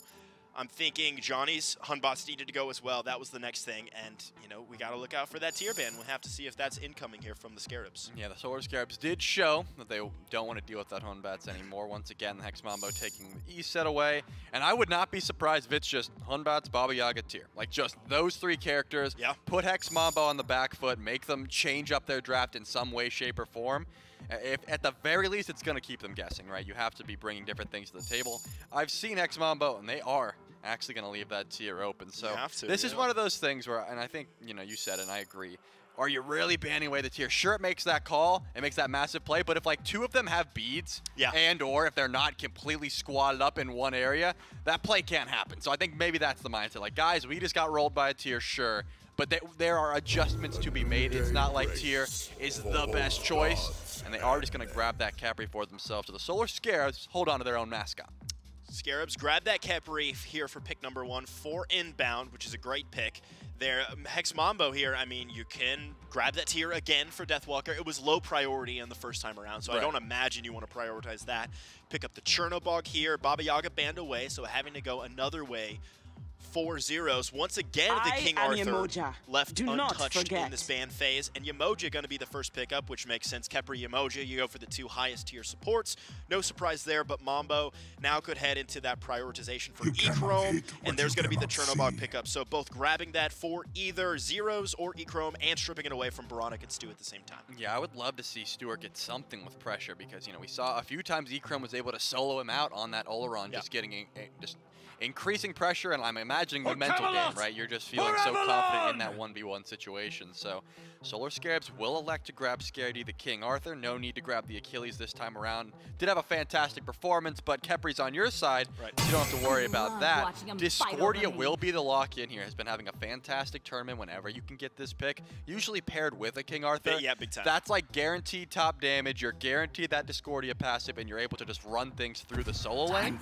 The Solar Scarabs did forget to ban that Loki, though, not forget. They were sort of forced into it, which means Johnny's going to get to go to one of his signature picks. Yeah, this King Arthur and Discordia, I think, really made prominent by the combination of Pagon and Fino, right? Playing it over. I think there was a span there where Fino K played King Arthur 5 games in a row, found victories all the way through, and Pagon picked up the Discordia 3 or 4 times in that 5-game stretch. So clearly this King Arthur Discordia pair is a freight train in SMITE competitive play. It's going to be the Loki pickup for Johnny, and there's the tier ban away. I mean, when's the last time we've seen tier taken off the board in the ban phase in SMITE competitive? Yeah, I will say it is something that gets sprinkled through in the EU SEC in particular, but yeah, I don't think the NA boys are too worried about the tier. Maybe now should be on the radar, but the Solar Scarabs do have one more chance to ban something away here. They already chose that Baba Yaga. That was their one mid lane ban. Zyrhoes, a very deep god pool, but notably has been able to be extremely safe when he does pre-Aegis, of course. We saw that just extreme blunder in that team fight where Zyrhoes wouldn't even let himself celebrate the win because of that pre-Aegis. Besides that, does have a deep god pool here, and the Tiamat does come to mind, and I think smart to take that one away. Now, the Hex Mambo get to decide. Are you going to grab a mid laner here and save Deathwalker for last? Or do you just want to get confirmation? Because you already see the Discordia, right? So yeah, you can always just try and counterpick a jungler in that sense. Like, okay, what solo laner is going to be best and what Sam for Soccer picks? I imagine that could be the case. So just grabbing something that Zyrhoes wants to play. Again, the Nuwa always comes to mind for me when I hear Zyrhoes because he just farms so quickly on it. Despite the fact that it's not that safe of a character, Zyrhoes usually knows how to play it so well. Yeah, and that's assuming this Chernobog is going to be going into the hands of Echrome, right? Zyrhoes typically playing more traditional magic-style mages, right? Like the Discordia, like the Tiamat. So Chernobog more than likely going towards Echrome, but not 100% as Hex Mambo digging at bank time and end up picking that Amaterasu for Deathwalker. So with the tier banned away, that's going into the hands of the solo laner, just as potent as the tier in terms of teamfight control, right? The Dazzling Gleam, or the Dazzling Offensive, rather, locking down the entirety of the Solar Scarabs, if hit correctly, can find silences as well, provides movement speed and power for the entirety of Hex Mambo. Now the Solar Scarabs have this double pick in response. When you're thinking about Stu, maybe the Freya still online, right? Hoi Yi available as well. The Ullr that we haven't seen highly prioritized still on the board as well. Yeah, there's certainly some options here, but again, I want to see something that can fight into the Chernobog. I want to see Stuart have a pop-off game where he doesn't have to sit there and be scared. I don't want to see Stuart at the tower line when I'm thinking about the Solar Scarabs on Elimination Sunday. You don't want Stuart sitting back. You want him getting active. So the Hoi Yi certainly could be something to look at here. I think the 1v1 potential is nice, but into the Loki, you're going to want some CC immunity, I imagine, because you don't want to be using the beads every single time Assassinate comes through. You have, as long as Inbound's there, you got the Scarab's Blessing, of course, for that cleanse, but you want to make sure that you can stand on your own 2 feet, especially when you're left alone in lane. Surprised to see the Ama here. It is a pick that Deathwalker loves, but Bologna is something that he goes to more often than not. Maybe just wanting the matchup in a King Arthur, being able to silence out all of those spins could be the option here. And Sam for Soccer, when the going gets tough, back against the wall, goes to the Lancelot. I do think going to be an interesting matchup here. We've seen a lot of success from the jungle Lancelot in recent times, and it is going to be that Hoi Yi. That's exactly what I was looking for. Stuart is not a hunter that I like to see sitting at that tower line. I want to see him going for those plays, going for those 1v1s, jumping in when possible, and it's going to have a good matchup into the Loki. You can always find that stealth character with the mark of the Golden Crow. Keep your eye on all evil from the this Lancelot world. falling all the way down to the 7th pick here. I feel like we forgot to even mention him in picks and bans. And then the same thing with the Yu Huang, who has fallen off a little bit more recently as other prominent mid picks have risen up. But this Hex Mambo draft, when you're talking tier list, Yu Huang, Yemoja, Chernobog right at the top there. Johnny is a Loki expert, right? Piloting this pick to perfection, and then Deathwalker having plenty of experience on Amaterasu. But this Solar Scarabs, it feels like a Scarabs draft, right? Yeah. It feels like Sam got exactly who he was looking for with this Lancelot Stu, with someone aggressive like this Hoi to fight into the Chernobog, and then you can never overlook this King Arthur Discordia duo. Yeah, I think a strong duo there with the Disco King Arthur. I'm expecting to see big things from Scary D. As long as you can fight through that solo lane, try and gank this Amaterasu, Lancelot's going to have a decent time trying to chase it down with that Joust. You know, it's got the cripple field for a reason. You're able to chase down Ama pretty easily. She's speedy, but in lane, not really too many areas to go. And again, you got to keep your eyes on this duo lane matchup. Echrome was able to solo out Stuart last game a few different times, and you got to make sure that your Hoi is getting to that late game portion of the fight, like level 20, about even. You want to make sure you're both ticking over level 20 at the same time. Any deficit in your build, like if you don't have your kin size online in time, you don't have some penetration online, the rest of the fight just gets so much more difficult because you can't shred through the tanks. When you're talking about initiation, though, I mean, Yemoja with the River's Rebuke, insane initiation on the back of Johnny with this Loki, and then Yu Huang with the dueling dragon slamming home as well. I mean, if you're the Solar Scarabs, you have plenty of initiation of your own just with the King Arthur and this Lancelot, but Hex Mambo have so much lockdown, it feels like Stu may not even be allowed to play the game. Yeah, it's certainly possible, and I think an ideal situation for the Scarabs is Johnny goes in early, right? If as a Loki, you don't want to be the initiator. You want to be sort of lurking in the backline, kind of like Deathwalker was playing on the tier, going in after relics are down, after escapes are down. If Loki goes in first and then Scarab's Blessing comes through, I mean, everyone's dogpiling on Johnny. Like, after Assassinate is down, you need to be killing that Loki or you're losing the team fight. So I imagine that's an ideal situation, right? You're waiting for Johnny to go in, sort of trying to bait out that Assassinate, and you have the Scarab's Blessing for that fact. Sure, and then on the meantime, the Solar Scarabs, like you said, Scarab's Blessing is going to be crucial to either bait out or to absorb from Hex Mambo. Johnny is going to be near ineffective if just over and over targeting this Discordia or Stu and this Hoi. If that Scarab's Blessing is able to be applied, that's going to be game-changing in terms of this Johnny Solar Scarabs interaction. So look for a huge game here from Inbound. The Solar Scarabs in the first Smite Masters of the year, the only SPL team to be eliminated by an SCC team. The Hex Mambo trying to recreate that scenario. Game 2 starts right now. There's a lot of stabilizing that needs to be done by the Solar Scarabs after a game like that. It's not as if you were slowly bled out. It's not as if one objective simply didn't go your way. In highlight reel fashion, Hex Mambo decimate the Solar Scarabs in the final team fight of the game in Game 1. So you are fighting the mental battle as well as the pick and ban battle, Myth, going into Game 2 here. A lot at stake for the Solar Scarabs. Got to win 2 straight against Hex Mambo. But what was going well for the Solar Scarabs? I'd argue it was Scary D. Scary D was going really well for the Solar Scarabs. So, in now taking him off the Achilles and putting him on to King Arthur, the hardest hitting lane bully in the game, maybe we see Scary get involved a little bit more so. The other adaptation I hope we see from the Scarabs is my man Stuart just had no help in that back line. Felt like the Scarabs had said, hey, survive the dive. Good luck. Do it on your own. Now he's got Scarab's Blessing. That should help out a fair bit, and the space control of both Lancelot and King Arthur might be able to help out, but adaptations certainly need to be there. Hex Mambo, on the other hand, I'm really excited to see this one. Deathwalker on the Amaterasu, synonymous and potentially a first blood. Not this time, but still certainly close. Look, Deathwalker has, jokingly or not, remains to be seen, given some trash talk throughout this week and backed a lot of that up, almost all of that up. Man walks the walk and talks the talk. That's right, he death walks the walk, and exactly what happens in game number 1. Can Johnny make first blood happen? No, he'll get spotted out by Sanford Soccer. He's going to go behind Scary D anyway, but... So nervous. Yeah, I know, in all likelihood, Scary D ends up being just fine here. Needed to see more from Oboronic, I think, in game 1 as well. Damage-wise, ended that game only above the supports, despite being full build on that Chernobog. And maybe get something, I mean, easier is maybe not the right word. More mage, obviously, style of application with the damage, stripes. Send out your 1, send out your apple. Big opportunity here for Oboronic to bounce back and get the Solar Scarabs rerouted and head on to game 3.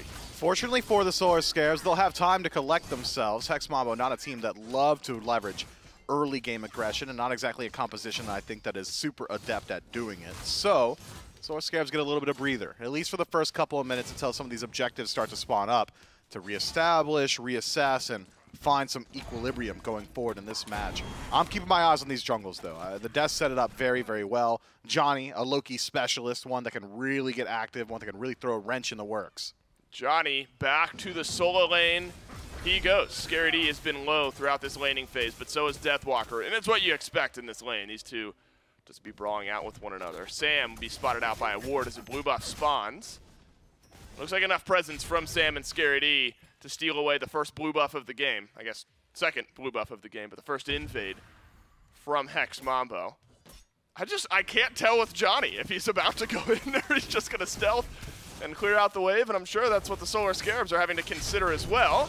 And a pull back in from Deathwalker, and this time Dzoni has gone back in. And Scary D barely survives, but so does Dzoni, and my goodness, First Blood still goes searching for a target. Just the thinnest of margins keeping these guys alive. Dzoni doesn't quite have the damage output yet to chase out Scary D. Sam for Soccer couldn't quite finish off his kill either, but at the end of the day, small win for the Solar Scarabs who strip away the blue buff and get their own. Man, I'm with you. Every time Dzoni goes into stealth, I am just so concerned. But I like how he's playing it too. When he does decide to go into the stealth, backs away, tries to hide himself around one of these corners, it's pretty difficult to get outside of that audio range. So I believe the Solar Scarabs hear the Vanish to say, all right, we got to play safe. Scary, you in particular, man. If he touches you once, you're just dead with the HP as it was. Now with Steel Mail done for the King Arthur, some of that survivability really there. You're double dipping on defense, physical lane opponent, as well as physical jungler means that I think Scary D has got through the worst of it. Yeah, you would hope, but you know, Dzoni and Loki really ran things at the SEC level, have run things at the SEC level. SPL as well. That was the only one they got wins on. That's right. It's looked good. And what a weird position the Scarabs are in, pick and ban wise, where it's just so different from how you're normally banning against junglers at the SPL level. But the Solar Scarabs, as we've discussed, have gotten themselves a great composition. And in the jungle as well, Lancelot has been so strong, not only out of the solo lane, but in jungle as well. Maybe intended to be played in the jungle, but has seen some play in both roles. And Sam started off game one really effectively. The script just got away from the Susano a bit. You hope Sam's able to find some more waves here on this Lancelot. And it seems like Sam's gone for the quicker itemization once more. Transcendence in first slot for Dzoni, not quite finished, so not stacking just yet. Heavy scaling, though, for Loki means that Vanish is going to deal a whole lot more damage. Flurry Strike's very good as well. But there are some answers to the Loki. The Death is bringing up the fact that Hou-Yi doesn't really have CC immunity to deal with Assassinate.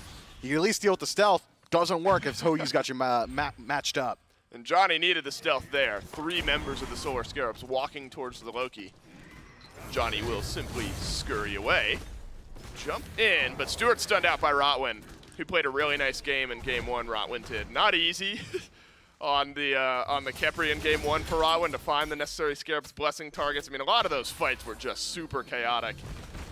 And Rottwen put together a really nice performance. And already, some pressure on to Inbowned. Inbowned does have Scarabs blessing here. Does he need it? Looks like it. Yes, but he puts it onto Stuart. Oh no, the fumble. And Hex Mambo at least get first blood. Dzoni still has ultimate, but will not ult in onto Stuart. And a misclick from Inbound gives first blood to Hex Mambo. Such unfortunate placement. I believe he probably dies there either way, so there could be an argument made saying, like, hey, I'm just going to try and keep my ADC alive. Like, I'm dead no matter what. But no, I do believe that was intended for himself. Regardless, Hex Mambo strike first early on. But even with first blood to them, the Solar Scarabs have been doing a good job farm on map. Those blue buff invades that have just kept going their way that keep them afloat. Echrome. Man, the Hex Mambo across the map are playing with a little something else in this set. Game 1, Echrome taking solo kills against Stuart. Easy to forget with that massive play from Deathwalker, but yeah, you're right. Right, Echrome ends that game with a triple kill, all on the setup from Deathwalker. Remember, early in the laning phase, it's not like it only got bad in the team fight for Stuart. Echrome was running that lane once the Heimdallr got a couple items online. Scary D steps forward. Dzoni has ult. And Scary D is going to get stunned, and Hex Mambo find another kill, this time on the right side of the map. not the start the Solar Scarabs were hoping for here in a must-win Game 2 to avoid going home for Masters. Just another really smart usage of the Vanish. Dzoni says, all right, you can finish off the buff. I'm going to go and make sure nobody's walking in.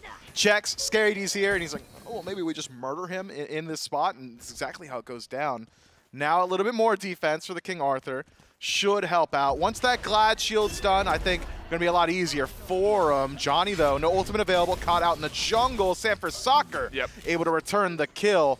Clean play. Solar Scarabs needed something on the map, and they find it. A pick onto the Loki, slowing down this Transcendent stack.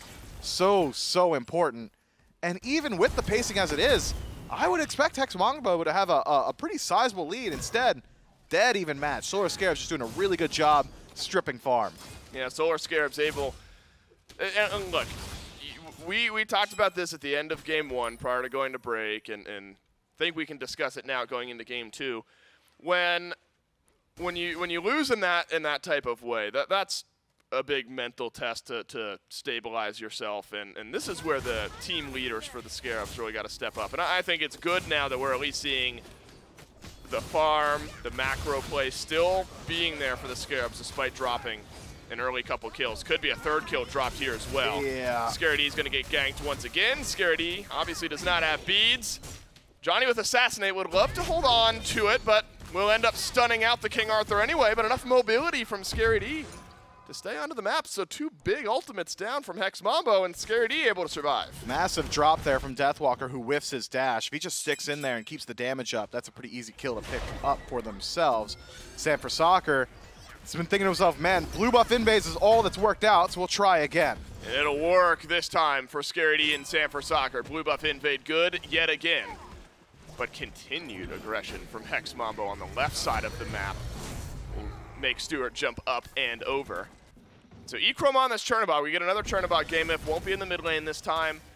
Still effectively the same, but does have to think twice about those long rotations from dual lane over to solo lane. Not as simple to just walk back to your lane, catch up on farm. I imagine if Echrome is going to play the ults aggressively, we'll see that once or twice. Maybe an opportunity for Stuart to pull ahead in lane. Look at the disparity in stacks between Stuart and Echrome. Doubling up the stacks on the Chernobog already, moving in towards that Light Blade. Stu sacrificing a good deal of farm. Dzoni, though, might be some trouble. Sanford Soccer wants the solo, and Sanford Soccer will get it. Zyrhoes simply has to watch it happen. Rottwen gets the pullback, though, onto the Lancelot. Dueling Dragons remain in the back pocket of Zyrhoes for now. And Sam will just take a chunk of damage for his troubles. Similar to Game 1, Myth, where a lot of the early game pressure for the Solar Scarabs is through Sam, through this Lancelot. Gets Crusher, goes into hi-rez. Early game build, as you've already pointed out. Now it's about continuing that, keeping these targets under pressure from Hex Mambo. But he hasn't been able to separate himself too much from Dzoni just yet. About a level between the junglers as it stands. Interesting pickup for Dzoni. Chalice of Healing, not one we see too often in the jungle. It's a good deal of gold lost out early on, but will give you over a little bit of additional survivability, allow you to stay out in the field longer as well. I'm thinking Hex Mambo want to slow down this game entirely. Just play for that defensive style, get your itemization ready, then get aggressive on the map. Solar Scarabs, though, I think in a position where they really do want to bring the fight now, especially around this solo lane. If you can get one more pick, now that Pyromancer spawned up, would be a great target for the Solar Scarabs to force yet another engagement. Hey, if you're a Scarabs fan, what you're happy about right now is the casual buildup of nearly 2,000 gold in the lead. Stuart actually looking for the solo onto Echrome. But again, a nice dip downward depending on where the farm is. So we'll call it about 1,500 for the Scarabs just passively. That's something we talked about earlier, even though the first couple kills of the game rolled in for Hex Mambo. Scarabs, obviously not this early on, didn't give up, stuck with it, and have retained their farming pace, which is a really, really good look. Oboronic and Zyrhoes opting for similar builds from what we saw in the first game here. Myth, Zyrhoes, despite not having the free stacks from the Baba Yaga, still goes Charon's Coin first item, immediately into Divine Ruin, and then probably a Soul Reaver after that. So maybe hoping to get involved and get some stacks building. It's an OG build, man. It feels like it's been about 6-7 months. This has been the standard. This is standard, though. Scary D getting aggressive. Dazzling Offensive should strike for a stun, and then a dash out from Deathwalker. Means he'll be fine. Can you take advantage of the Dazzling Offensive being down, though? Wonder if the Solar Scarabs want to force down this Pyro. Looks like four-man grouping from the Scarabs to the Pyromancer, and Hex Mambo might simply have to let it go down unless Dzoni can get in range, look for a steal, but not a big enough objective to risk your life for. Yeah, this is what I was expecting from the Solar Scarabs in the previous match. Play with confidence while you've got the lead, and they do exactly that, netting them the first neutral objective of the match. Having it desync in time with Gold Fury, very important. Now, the Solar Scarabs can start standing SamForSoccer over towards this duo lane. Not an easy task to shut down Chernobog. Aegis built into the kit just by jumping onto the wall. Another Aegis built into the kit just by jumping up into the air. So, maybe not the easiest to actually kill him, but force him out. You've got a pretty good composition, the Solar Scarabs that is, at just burning through these objectives. Another Gold Fury would give you a good deal of separation. I'd like to see them move their aggression towards that side of the map. Hex Mambo, again, still playing slow, namely Dzoni with this Transcendence, a couple stacks away from finishing up. Maybe a little while till he can match that same level of activity that we've seen from SamForSoccer. But every time we look at that duo lane, maybe this is dissuading the Solar Scarabs. Stuart is just stuck in that tower. Stuart has been pushed back into tower line for the last couple of minutes.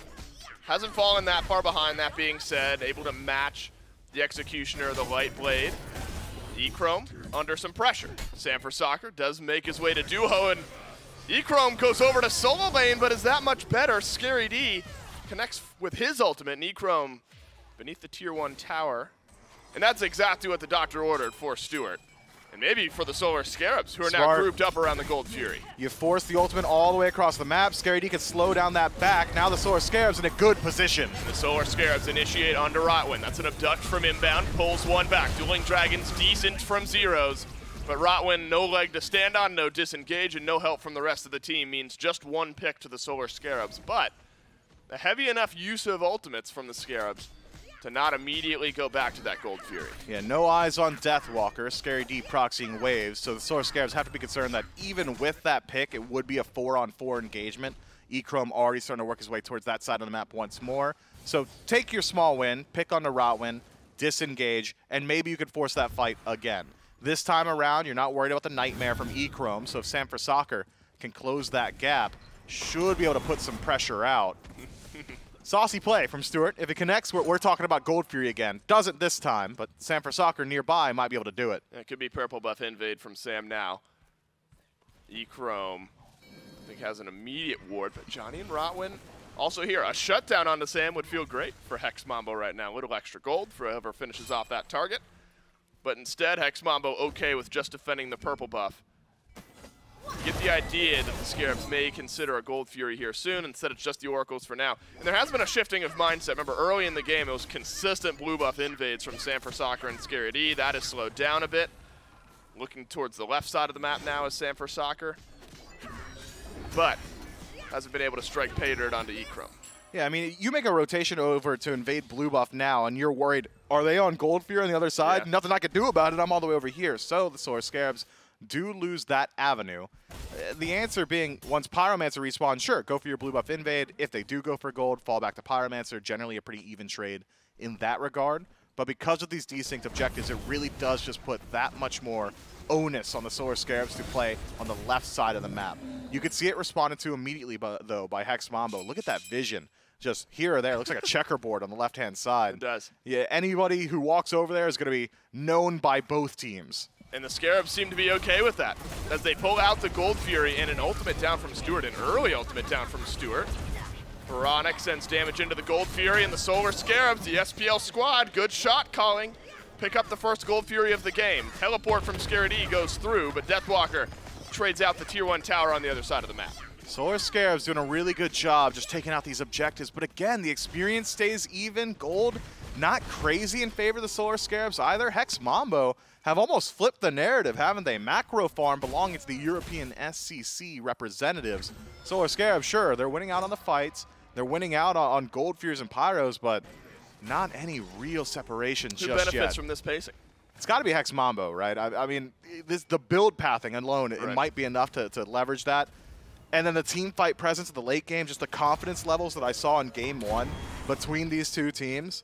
Hex Mambo's just got more experience playing matches that go that long. I mean, Solar Scarabs, remember in this matchup earlier on in the week, looked very comfortable in their grouping and their team fighting. You can't ignore that. Scarabs should, and I would argue need to play with the confidence that they did early on in the weekend. Don't let game one live too heavily in your brain, because that's what's going to give Hex Mambo the upper hand. So still have confidence in your ability to team fight, to group up, to get pressure as this game goes on. Inbound, considering an item with the cloak over there. Instead goes Mail of Renewal, gets the cloak, and then immediately jumps into Sovereignty. And why not? I mean, there's plenty of physical damage that's soon to be rolling into that side of the map between Dzoni and Echrome. Starting to spin up those wheels a little bit. And a difference in mindset between Rottwen and Inbound. Gauntlet of Thebes for Rottwen with that first item, Mail of Renewal first item for Inbound. That tends to be the support split nowadays. Yeah, so Thebes gives over a little bit more defense to your team. Mail of Renewal, much better self-sustain and self-defense for Inbound on the other side. I think you're allowed to go a little bit more selfish in the build as Khepri, just by nature of having that safety net ultimate. Don't need to concern yourself with keeping people alive, if anything. Maybe better to let them die so the revive actually connects. Stun, no good on a Deathwalker, but hello. 4 members of the Solar Scarabs are here. And Deathwalker just too speedy. Ultimate from Echrome. Ends up just going towards Inbound. Pyromancer's up. That means the Solar Scarabs would love to group up. But Hex Mambo would love to find an answer. Find a steal. We already had a steal in game 1. Won't get it yet here in game 2. And it's a Pyromancer and objective secure by the Solar Scarabs.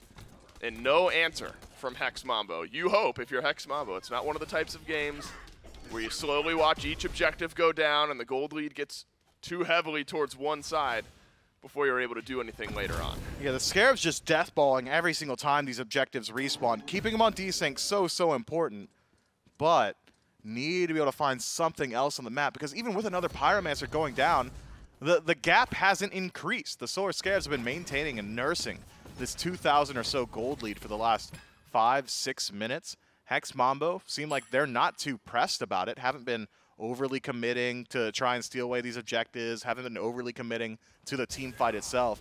It just screams confidence to me. The Hex Mambo say, hey, go ahead, get your 2,000 gold lead, scramble around the map, get your paltry sums, because once it's a 5-on-5 stack, that's where they tend to make their money. Solar Scarabs, though, eventually, death of 1,000 cuts, you keep grabbing pyros, you keep grabbing golds, and that lead will follow suit. Oni Fury spawning in about a minute and a half. I'm thinking Hex Mambo likely will show up to this one. I haven't seen the big pop-off Loki play just yet from Dzoni. And I mean, at 1 and 2, maybe feeling you got to slow down your pacing a little bit. I mean, if you're Hex Mambo, you're realizing at the same time, though, that Sanford Soccer's got all 3 of the kills here for the Solar Scarabs. That's the big lead. Whereas Rottwen, on the flip side, a level ahead of Inbound. The 1-level lead for oBoronic over in mid lane gives you some confidence there. I mean, depending on where you look, Myth, level here, level there for Hex Mambo, for the Solar Scarabs. It's about making use of those in these team fights. Wonder what this Amaterasu is going to be able to get done. Berserkers, standard first item, into Golden Blade, into Shoguns after that. Should be a benefit for Dzoni, for Echrome, if they're able to group up around this Ama. So good team utility with those auras. Not the heaviest defensive build, though, from Deathwalker. Has a good deal of power, and now with Death's Embrace finished up, too. That's your defensiveness, just a little bit more lifesteal. Dzoni in a little bit of trouble. Able to work his way out of there, actually even returning some damage with that poison onto Sanford Soccer. Fury 20 seconds out from the respawn. I'm keeping my eyes on Deathwalker. He should be a good heat check on where Hex Mambo want to play, and already having rotated this side of the map, I think Mambo's ready. It's time for a fight. Hex Mambo rallying behind Deathwalker. Look how speedy Amaterasu is here, chasing down, searching, hoping that one member of the Solar Scarabs is overextended. And the SEC squad would love to win one big team fight, pull back control for themselves, and put the Solar Scarabs on the back foot, and a must-win game 2. It starts now, though, as Scaredy has looked in the back line for an ultimate, and it stops now, as that's all there is. And the Hex Mambo, you can tell, Myth, playing on a knife's edge. Similar confidence, but much more controlled, really, from both squads here so far in game 2. Dzoni might go for a split push here, steals away the blue buff. Everyone loves that style of Loki. If you want to, you can also do it without showing yourself on the map. Walk up, stealth, poison the wave, walk away, and allow your minions to go through on their own. Instead, Hex Mambo's jungler does show himself an opportunity to the Solar Scarabs, 4v4 on the left. Some good poke damage from Deathwalker onto Sanford Soccer. Wow, I mean, even Scary D does rotate back to right, so more even fight here. Inbound in a very uncomfortable position as River Tribute goes up from Rottwen. This time Scarabs Blessing hits home, but Sanford Soccer is shut down by Hex Mambo. Can you reinitiate though? Echrome has used his ultimate. Finds Scary D, who is all on his own. Dazzling offensive 1 and 2 and 3. And a stun onto Scary D. Only slows him down, and it'll be the disengage anyway. And now your killing spree, your 3-0 Lancelot off the map for the Scarabs. Yeah, he just wanted to get into that back line. This Lancelot tries to channel the ultimate. You don't get the HP shield until you get to the apex of that dash, and Sanford Soccer was never allowed that opportunity. He got removed from the map so quickly. Hex Mambo take the 1-for-0 trade and the Fury. What happened with and experience? The lead. Yeah, that is tough. That is a massive swing. Where is that? For Hex Mambo. It's everywhere. Man. Everywhere, I guess. A lot of players reaching level 20 anyway. But between Echrome, Rottwen, Deathwalker for a little while, Dzoni, that's your XP lead. And the Solar Scarabs have now lost control of this game in one fell swoop. A big lead swings back to Hex Mambo. And a Pyromancer is going to be up in about a minute's time here, Myth. Some important power spikes get hit. Stuart, much better at shredding tanks here. Kins plus Odibo. And so if it's Deathwalker or Rottwen in his face, should find some value. And oBoronic as well with some shred. Soul Reaver plus Obsidian Shard. Not a horrible time to fight if you're the Solar Scarabs. Still grouped up on the Pyromancer first and taken quickly. The Solar Scarabs keeping up their pressure on map, keeping the game as close to even as they can, but Hex Mambo's composition is so good at splitting the map. Dzoni rotates over to right around that gold free fight, drags the attention of Scary D. Now Echrome could play around the left-hand side of the map, ult over to Fire Giant if a fight starts. And Echrome is going to rotate. It's towards Sam, who had to use his gallop out.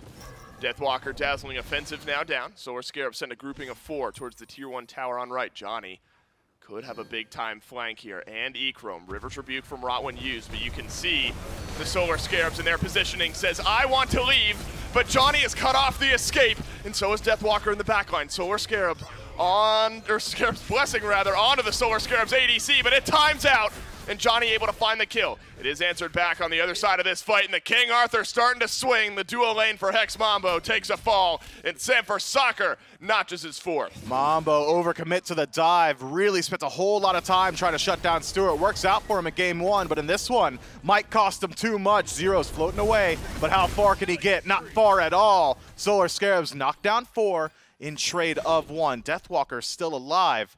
Could make it slow play from the Solar Scarabs. You've got time to play with, though. 50 seconds left on Zyrhoes respawn, 30 on Echrome, 30 on Dzoni. I think Fire Giant's got to be the target, but do you have enough damage with that stew? You should. It'll take a while, though. Take a bit longer. Deathwalker, the type of player you'd imagine would love a chance at a steal, to be on this side of the map. The Scarabs make the call. This would give them major percentage points to win here, and a must-win game 2 to avoid elimination. Fire Giant burns. Deathwalker I'm nervous. Speeding towards that side of the map. And Deathwalker will be here in time.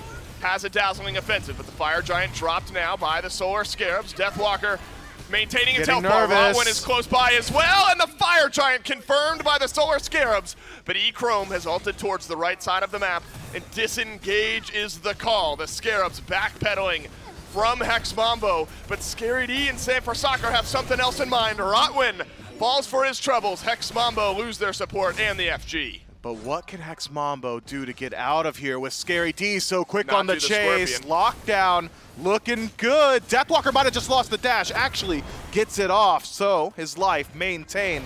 Solar Scarabs with Fire Giant on 5. You started the Scorpion, Hex Mambo. That belongs to us. Where are you going to put this siege? Right side tier 1 and 2? Looking mighty appetizing. Wow, every single tower still on Hex Mambo's side of the map. So the Solar Scarabs going to be able to spike this gold lead up with the Fire Giant, whereas Hex Mambo have taken every tier 1 tower on the map. But it's back and reset for the Solar Scarabs, and a good call. You find a brilliant team fight earlier on. It all goes wrong for Hex Mambo, right into the FG pull. And it's the core 2 of the Solar Scarabs right now that have really, really stepped up. Scary D and Sanford Soccer. I mean, it's poor analysis because, of course, all 8 of the kills on them, but in reality, they are doing the most right now. It's space control and damage output. Scary D always finding the ideal target in the back line. Sanford Soccer always there to follow up with the damage. Now it's up to the entirety of the Solar Scarabs. When you're on Fire Giant Siege situations, it's up to 2 exact roles. You want mid and ADC performing. Stuart and oBoronic have got to be able to find some value in these next couple of fights. Hex Mambo, though, going for a bit of a race here. Might be enough threat, considering Tier 1 on left is still up, that the Solar Scarabs have got to respect this siege. Scary D back first, and now both oBoronic and Stuart. Hex Mambo, just so smart, completely stopped the aggression from the Solar Scarabs, who have got to reset themselves across the map. Still, though, 2 minutes with the Fire Giant and Tier 1 tower on right and left taken. Maybe group up, take the Tier 1 in mid, fall back to the Primal, and reevaluate. If you find a pick, keep sieging. If you don't, at least you got a little bit of gold in your coffers. Simply limiting what the Solar Scarabs are able to get done. And that is a comms check. Let's see if we can force the Solar Scarabs back. Do they keep going? Are we able to get the Phoenix? Oh Phoenix. I'm with you, bud. I'm still thinking about that 4-man Fearless, man. Me too, bro. It's in my head, and I can't ignore it. But Hex Mambo checking the comms of the Solar Scarabs, and the comms are on point. And still enough time on this Fire Giant buff to get these towers knocked down. But I wonder, I mean, it's going to take one more Tier 2 tower, maybe one more fight. SMITE blinks forward, Riptide out from Rottwen.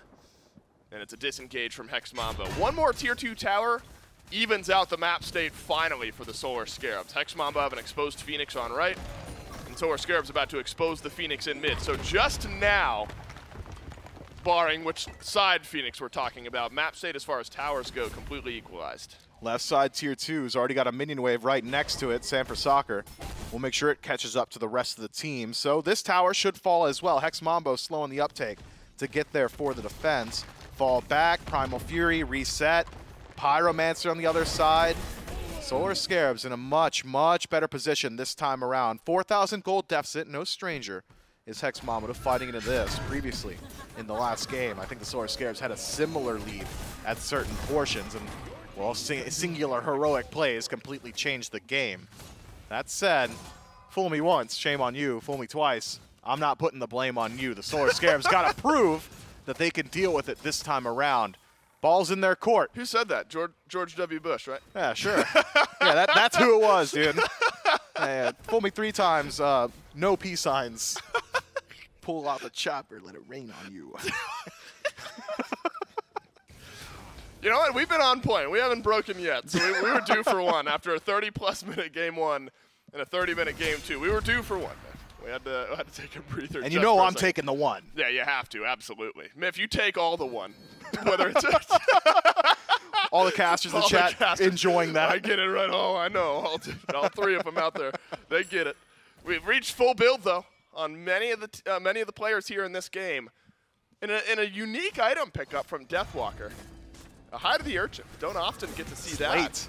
But late, right. Your stacks might not get there. The Pyromancer confirmed by the Solar Scarabs. I mean, hoping to scrap, hoping to build up some stacks, but see how many he's able to get. Yeah, well, at best case, he picks up 5 right here, right? If he could take out all the Solar Scarabs, so maybe an opportunity. Fire Giant should be barreling back towards the Battleground of the Gods shortly. Hex Mambo have got vision dominance on map and in pocket, so the Solar Scarabs losing the information battle as it stands. Objective burn still available to Hex Mambo, but the ability to pull it out, so dangerous. Instead, maybe just catch Inbound. Ooh, Inbound, double Riptides from Rottwen. They're fantastic. Dueling Dragons pushes Stuart in, who's alone on the front of the fight. It's not looking good. And now Stuart is TKO'd. Hex Mambo. This might be the best look, given this gold disparity. This might be your best look at a team fight, but oBoronic has sent some poke damage back. Dzoni reinitiates to the tune of a double stun. Gets out, Where'd he go? My God, that damage from oBoronic turns the fight around, and SMITE there they are. Is tanky and does some good damage as well. The Solar Scarabs have found the first, looking for the second onto Zyrhoes, and oBoronic has got a double. Scary D adds his 3rd, and the Scarabs eyeing game 3. Solar Scarabs on the chase. Rottwen starts the fight well, but will end it alone. No ohm to his name, and a death goes over to him as well. Deathwalker's alive, but has to get back to base soon if he wants to keep the game alive. 5 strong are the Solar Scarabs. I'm not sure I'd call him strong. Inbound, pretty low HP, but still certainly an opportunity to go for the Titan. Looks like the Solar Scarabs are calling end. It is 30 seconds on the closest respawn, and we will get our game 3. Hex Mambo and Solar Scarabs. They will go the distance in elimination game number 3, and the Solar Scarabs punch back. Man, Scary D and Sanford Soccer willed that win into existence. The backline dive and the DPS from those two, too much for Hex Mambo to deal with. So if this time around in game 2 we saw some respect bans over to Deathwalker, at least in that second phase, I'm thinking Hex Mambo have got it pretty clear who they need to deal with. Maybe don't give Scary D the King Arthur, and Lancelot's going to have some glances sent his way as well. Exactly the type of game the Solar Scarabs needed to bounce back after really a reeling loss in game number 1. A methodical game 2 here. I mean, think of all the objectives. Cleanly pulled, cleanly secured by the Solar Scarabs, finding their fights as well. The Lancelot looked great for Sanford Soccer, and a miraculous performance, really. I mean, low in the kill column, but control for Scary D on King Arthur looked great. And the initiators for the Solar Scarabs. Game number 3, elimination game 3 between Hex Mambo and the Solar Scarabs right after this.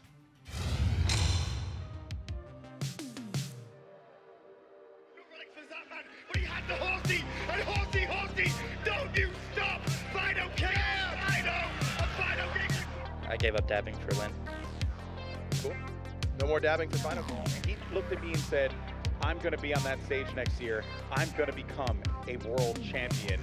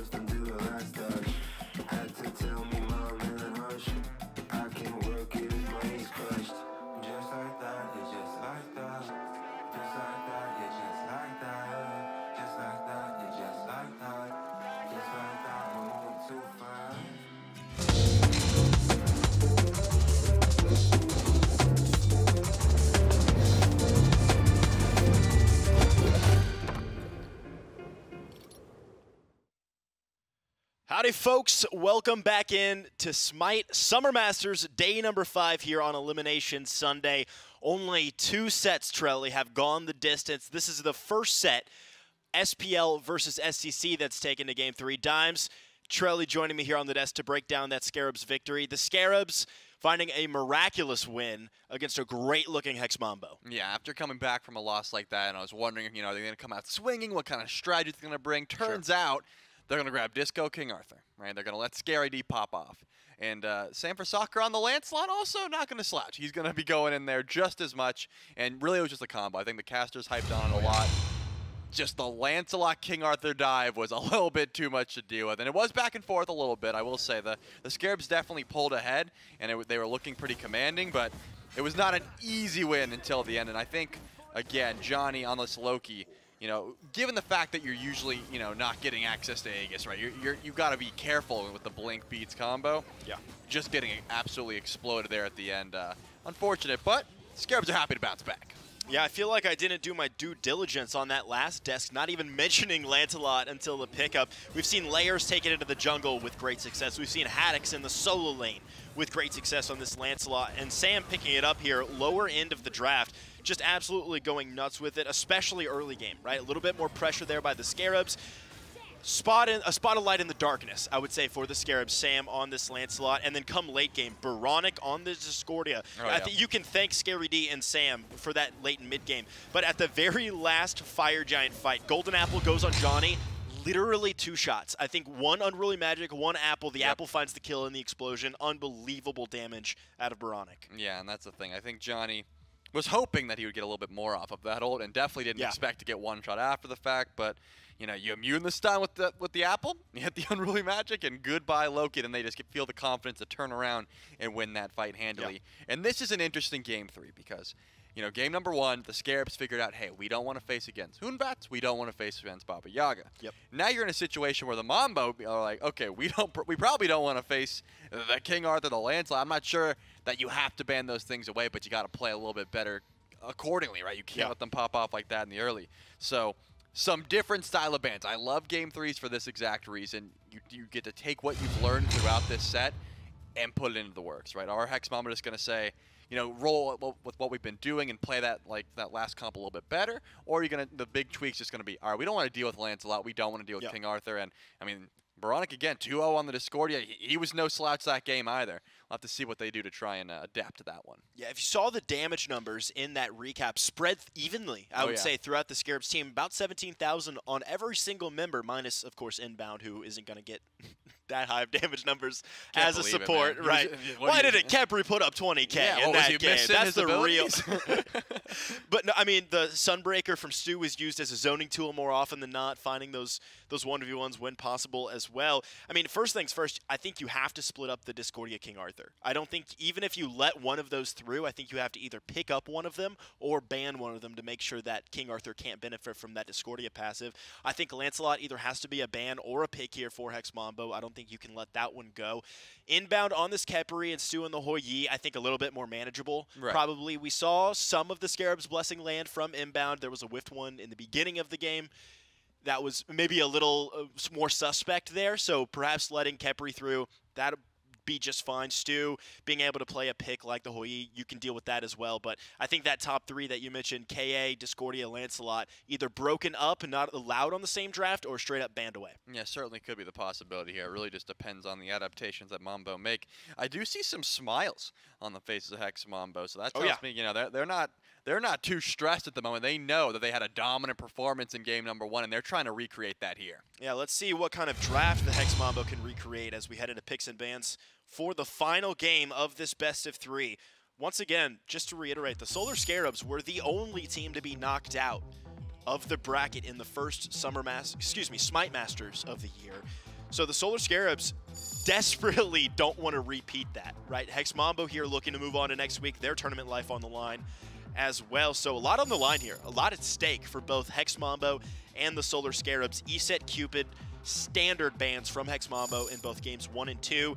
And then once again, Solar Scarabs repeating their bans from game number 2, the Baba Yaga for Zyrhoes and Hunbots for Dzoni. Yeah, all of this makes sense. This is exactly what I expected. Here's where I think the adaptation should be made. Our Mambo, since they're in that first pick spot, I don't think they have to ban away the Khepri, but I just can't imagine that they're banning away the Discordia, the King Arthur, or the Lancelot in this position. And I think the look from Deathwalker right there tells me, someone said, hey, should we ban this? And Deathwalker said, nah, we don't have to ban King Arthur. Like, that was probably him nodding it off, like, no, we got this. I can handle him in lane. Didn't work out so well. And even the ganks that were coming towards Scaredy maybe could have landed a little bit better. I thought after Dzoni hit the assassinate, there was just enough lockdown, but King Arthur extremely mobile in that lane. Yeah. And now you get the option. It looks like the Scarabs will take away that Khepri. They don't want to deal with that. And just the absolute reses from both of these squads, I don't think is going to be on play on field. So now it's time for Mambo. They have their first pick option. Given the fact that this set has lasted such a long time at this point, there's a ton of picks they can go back to, and I think smart to think about this one. So the Chernobog once again online, Lancelot, King Arthur, Discordia. I think the top picks here that you have to talk about. So Zyrhoes picking up that Discordia for themselves in the middle lane. No surprise there, which begs the question, does Solar Scarabs pick up that King Arthur once again for Scary D, who did great work with it?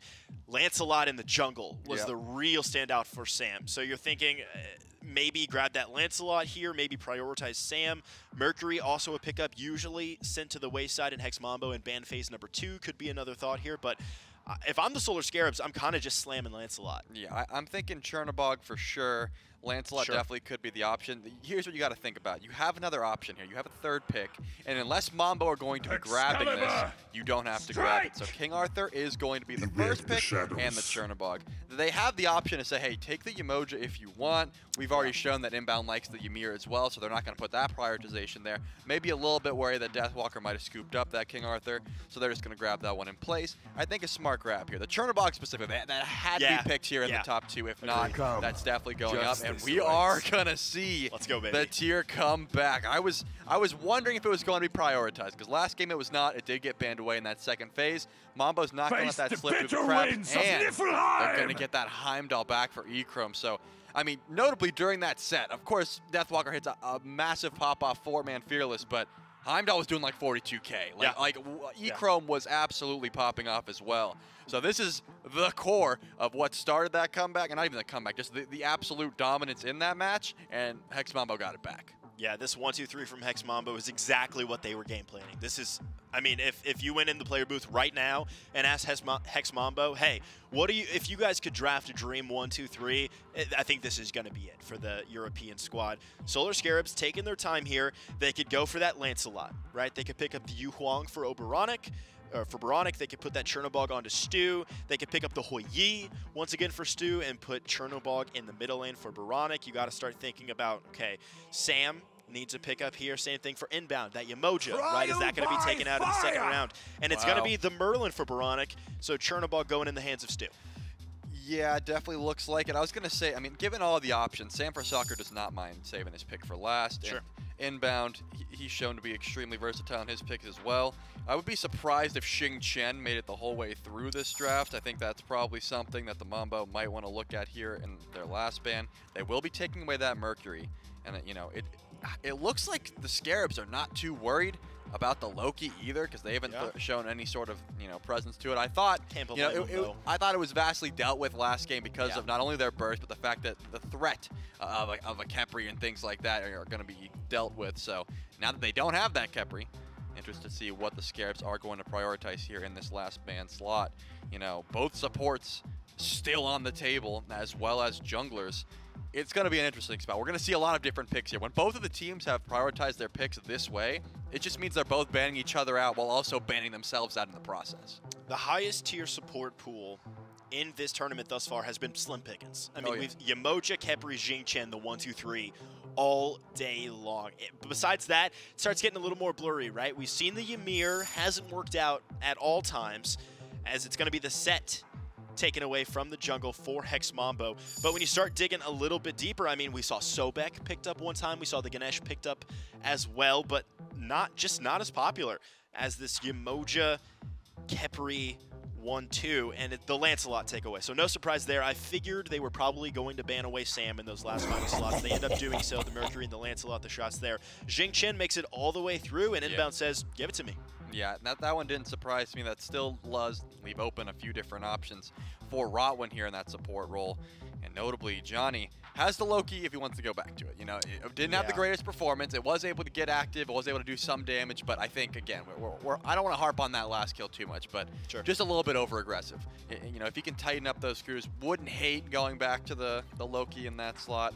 It really just depends on what's going to follow up with this tier, right? If Deathwalker does hit another Fearless like that, what's going to be the follow-up? So far, you got the Discordia, and it looks like you got the Loki as well. So Mambo and Dzoni in particular still feeling confident on that pick, and now it's time to see what Rottwen wants to go to. You know, again, so many options, but it looks like the Ganesh is going to be the choice. It does have a good time dealing with the King Arthur. Lots of channel abilities, lots of spinning in the back line. All you gotta do is really ohm that down. And now, Sanford Soccer notably did go to the Susano before.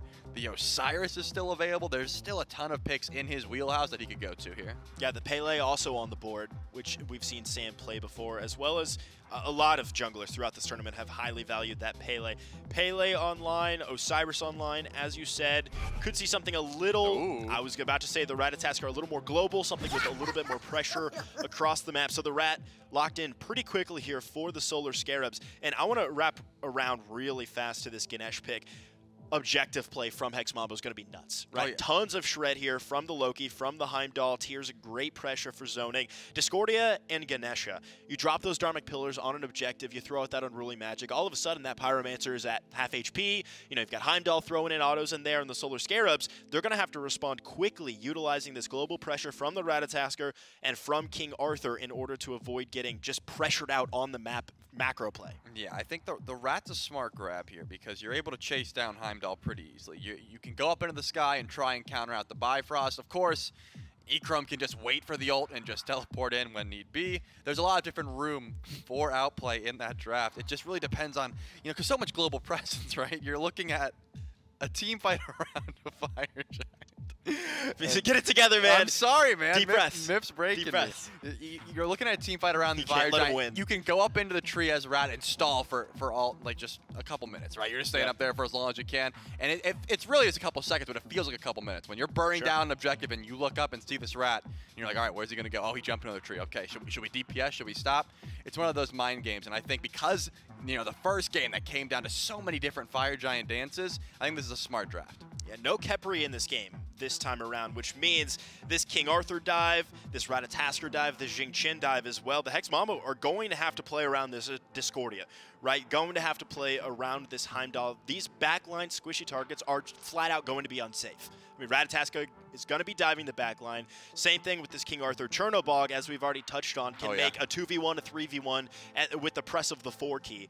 So all of a sudden, your backline becomes incredibly unsafe. I'm looking at the frontliners. I'm looking at Deathwalker on this now immediately iconic. I think Deathwalker just made this tier iconic for themselves. I'm looking at Deathwalker on this tier and Ganesh, the support Rottwen for Hex Mambo to make sure that their squishies are able to stay alive and pump out consistent damage. Yeah, and I'm also looking at the dive of Hex Mambo, right? Because Dzoni does not have to, he doesn't have to have, you know, his hand on the brakes anymore. He doesn't have to be like, oh, my ult's gonna get scared. Well, listen, I can just go in consistently. There's 3 squishy targets here that he wants to try and 1v1. Not early on. You're losing that fight versus Rat early on. But once you get some item online, you can just walk up in the jungle, find someone stealth, and just do tons of damage. And I think that's the kind of playstyle that Dzoni loves to go for. Our second 3-game set of SMITE Summer Masters. We got Dave, we got Miff, and game 3 starts right now. What a game 3 it is. A knockout game number 3 between the Scarabs and Hex Mambo.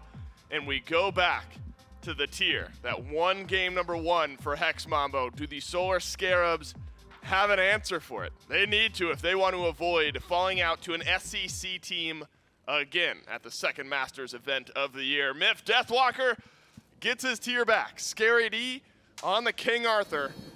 Backline disruption maybe at an all-time high. A battle of the best between these two. Can't wait to see how it pans out. Laning phase, though, I think has a little bit less implications this time around. I doubt we see too much solo potential. King Arthur might get stifled just by that self-sustain from tier. Otherwise, I think Johnny's really got to step up on this Loki. He has a very quiet game in Game 2, and now going back to it in Game 3, tournament life on the line, gotta see why that confidence is there. This is a type of game myth that we often see slow down. That being said, a Game 3 in an elimination format, teams less willing to take big risks, wanting to make more guaranteed plays. But from what I've seen from the player cams of Hex Mambo, a lot of laughing, a lot of joking around, and that's, in my opinion, a good thing. As the pressure feels off for this squad, if you're able to just play upset, you're in a really good position if you're Hex Mambo. As to speak to your point, I don't remember the last time I saw the Solar Scarabs smile now. Maybe when they like first walked in, I cracked a joke. Obviously killed it with that joke. Obviously it was funny. Super funny. And then Was Bobby it a pity like laugh? No, Bobby was like cry laughing. You know, everybody thought it was really cool. Everyone started Since clapping, then though, right? yeah, everybody started clapping. I took a bow. Since then though, been all serious from the Solar Scarabs. Not used to seeing this team feel this threatened. Seems like the Hex Mambo have gotten their heads. Hard not to when Game 1 ends in the way that it does. And you're right? staring down the guy who did it. And he's back on the pick that did it here for game number 3. Similar build, I imagine, from Deathwalker. We'll update you if those items change. A big return to game 1 as well. Echrome and Rottwen will be fine. A big return to game 1 as well is this Heimdallr for Echrome. And think about how aggressive and confident Echrome was playing on that pick in game 1. Moment level 5 hits, Stuart has got to watch that positioning because Echrome, even in a game 2 loss, was playing a really good brand of SMITE. Might see some aggression over in the duo lane still here in game 3. I'd argue, though, this time around, Stuart's got a better opportunity to fight back in. Just hunter-to-hunter matchups. Got to feel better than how that Olorun would have otherwise. Dash in from Rottwen. No follow-up, though, from Echrome. Thought maybe we'd see a heavier commitment there. But I think you are right to say that both these teams likely will take a slightly slower approach. The desk brings up Hex Mambo's ability to just walk in towards these objectives, leverage that backstab damage from the Loki, or just the Dharmic Pillars from Rottwen. But I think the Solar Scarabs got similar levels of pressure on objective. The burn from Merlin is just incredibly high. It is, and that was where a lot of game 1 and 2 tilted one way or the other, isn't it? I mean, in game 2, the Scarabs aren't like mounting kills all over Hex Mambo. Sam had a really nice game 2 with kills and killing sprees, and so did ScareD, but the gold lead really built up around those Pyromancers and the Furies, exactly what Hex Mambo was able to do in game 1. I mean, barring a steal, a Fire Giant steal from ScareD in game 1, Hex Mambo may have won it even quicker than they did. So absolutely objective secure, denial, burn, all of that on the table for both of the teams here. So keep your eyes there in the next 10 minutes or so when that first Pyromancer spot pops out and teams are able to look in towards that direction. Zero's going to be on the Discordia this game up against oBoronic on the Merlin. And so not only on objective, Smith, but later in the game, Merlin burn damage should be very, very high. Good AoE potential in the team fights. But doesn't have the best tools to deal with Johnny. Johnny's going to have a much easier time closing gap onto oBoronic. Doesn't have that exact same level of just instant turnaround burst that we had seen from the Discordia previously. It was a golden apple that felt like it just one-shot the Loki in that last team fight. Merlin doesn't exactly do that. It takes a little while longer to apply that damage. Flicker doesn't go nearly as far, don't have access to that stealth either. So maybe Johnny's got an easier target in oBoronic's Merlin. I'll be keeping my eye on him already. Seems like he's trying to move in. Out of stealth he will go. Sam for Soccer to the left side. Stun onto Rottwen, and Rottwen will fall. Sam for Soccer on the Ratatosker will strike first and gives the Solar Scarabs an advantage on the left side. Nearly a 1-for-1 trade. Echrome throws out a whole lot of damage on the tail end of that one, but it's Sam for Soccer who gets involved first, as you'd expect from the Ratatosker, as opposed to the Loki on the other side.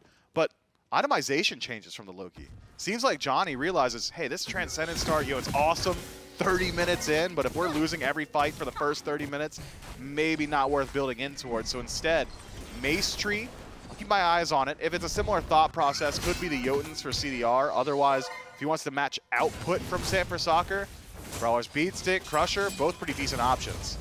Damage output, yes, but pressure output is always going to be hard to match a Ratatosker. I mean, something like that is just so simple for Sam. Hit level 5, ult over, snag your team first blood. Echrome and Stuart brawling out a bit over here in the duo lane, but Echrome a tier 1 item behind, as the Heimdallr hasn't been able to go back to base just yet. Inbound's over on the Xing Chen myth, and it's something that didn't quite find success yesterday in the Solar Scarabs match. Already goes Gauntlet of Thieves here. Maybe like to see him build a bit more tanky and use the jumps a bit more cautiously, unless the rest of the team is there for support. Yeah, I love this presence from Sam for Soccer around the duo lane, realizing that killing Deathwalker is just pretty unrealistic a goal. CC immunity, the ultimate, plus all the sustain and defense he's got built into the kit.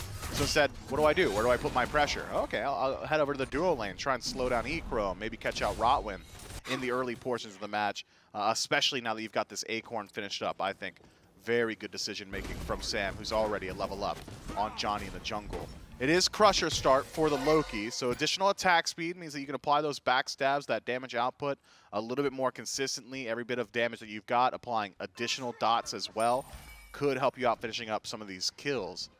I'm keeping my eyes on him, though. I really want to see Dzoni get active, but where's it going to be? Maybe Oboronic throughout the early game. Stuart, of course, no beads for the next 90 seconds, but still will have access to that ultimate very, very shortly. I'm thinking maybe Dzoni could try and play around Sam for Soccer in particular. You can either play spoiler and follow him through the cosmos or try and catch him in the jungle. Loki's got deceptively good 1v1. Yeah, and I wonder, you know, I guess the thought process behind going back to the Loki is just it's found so much success in the past, even though it was a bit quiet in game 2. Comfort pick. The potential of what it could bring for Dzoni still very, very high. I assume you don't want to break down a Charon's coin first item from Zyrhoes a 3rd game in a row here, Miff, so we'll just say. I could do it, buy some time, you know, wait for something cool to happen. You break it down for 13 minutes? Whew. I'm hoping something cool is happening before that. Oh, Here you go. It's happening right now as Stuart forced to use the ultimate. Where will he go? Over to Smith, but Zyrhoes has the immediate apple. Stuart takes a mountain of damage, and Dzoni knocks down the target, but an answer back from the Solar Scarabs. And a great initiation from Rottwen and Echrome forces the hand of Stuart, but a good reply from the Scarabs in mid. Just really good timing on that golden apple from Zyrhoes. Stu, if he's able to dash into that wall, he's surviving and maybe even finding the kill for free. But in just finding the 1-for-1 trade onto Dzoni, I think decent value over to the Solar Scarabs. Red buff invade attempted on both sides. Echrome successful as Inbound starts to work his way across the map, but Echrome's going to line up against Sam, and seems like he likes his odds. Echrome taking the ult chance every single time, and Sam, oh my god, did Gold Fury hit him a couple times?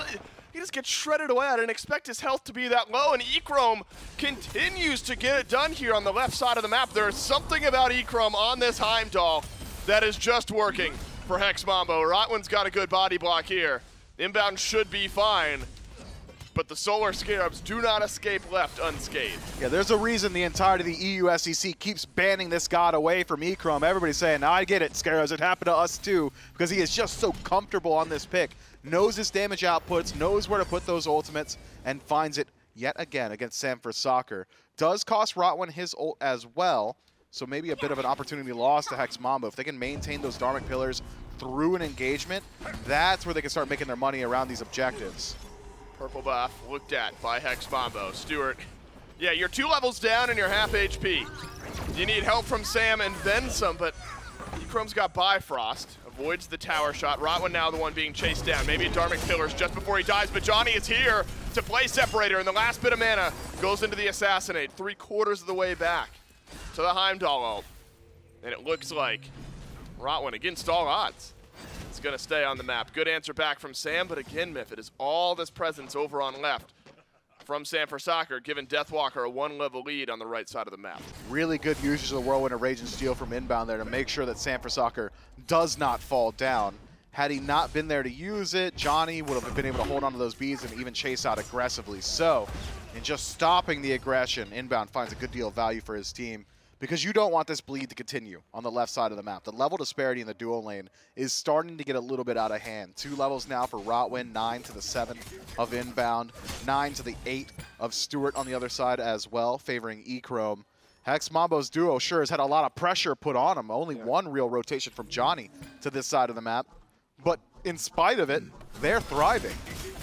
Yeah, look, and this is the type of moment that Inbound found himself in a couple times yesterday. Echrome has found his way into these moments consistently. As Stuart going to go in on this. That would have been an ill-fated dive, though Echrome is quite low. Last bit of mana used on the ultimate. Ill-fated and ill-advised, I think, for Stuart to go for that one, so he does not. Instead, resets himself back to neutral, gets vision on the entirety of the map, but even in just using that ultimate, value lost. I don't think Stuart needs to go up into the air at all there. Had he held on to it, likely would just be able to survive another rotation towards his lane, but this time around, beads expended, so 2 minutes without CC immunity, ultimate down as well. Dzoni hasn't shown a major propensity to rotating over towards the duo lane, but I don't know, that seems pretty appetizing to me. If I'm Dzoni in this situation, I'm gunning for Stuart's life. Inbound has not leveled up in like a few minutes. Still level 7. Think back, Rottwen was 9-7 a bit ago. Now 10-7, as Inbound hoping for some farm over in the mid lane. Should be able to hit 8 soon. Hopefully. But you're going to get that second relic advantage very early on for Rottwen. Inbound doesn't hit level 8 off that wave either. Almost a full 3 levels behind. So that's a tough look. And what I was mentioning just prior to Echrome engaging, disengaging over on left is this is the spot we saw Inbound in on Xing Chen yesterday, like a few levels down and just couldn't get much done. Still built into the Chronos Pendant at that point. I think a smart pivot from Inbound. Stick with some defensive utility here. Want to be able to get in, get out, and set up for the rest of your team. I think you got to keep your eyes on Sanford Soccer in a moment like this, Myth. Where is this Ratatoskr finding and putting pressure? All things considered, we are dead even at this point in the game. So, though XP looks great for Hex Mambo, gold still just fine for both teams. Yeah, I'm thinking Inbound is a major sink in the experience department. Now 4 levels down. How's he not leveled up yet? Early. He's just hovering in the jungle, man. It seems like he's not willing to take anything. Deathwalker will use the CC immunity and the leap on out to stay alive, and Sanford Soccer luckily doesn't take the ult in.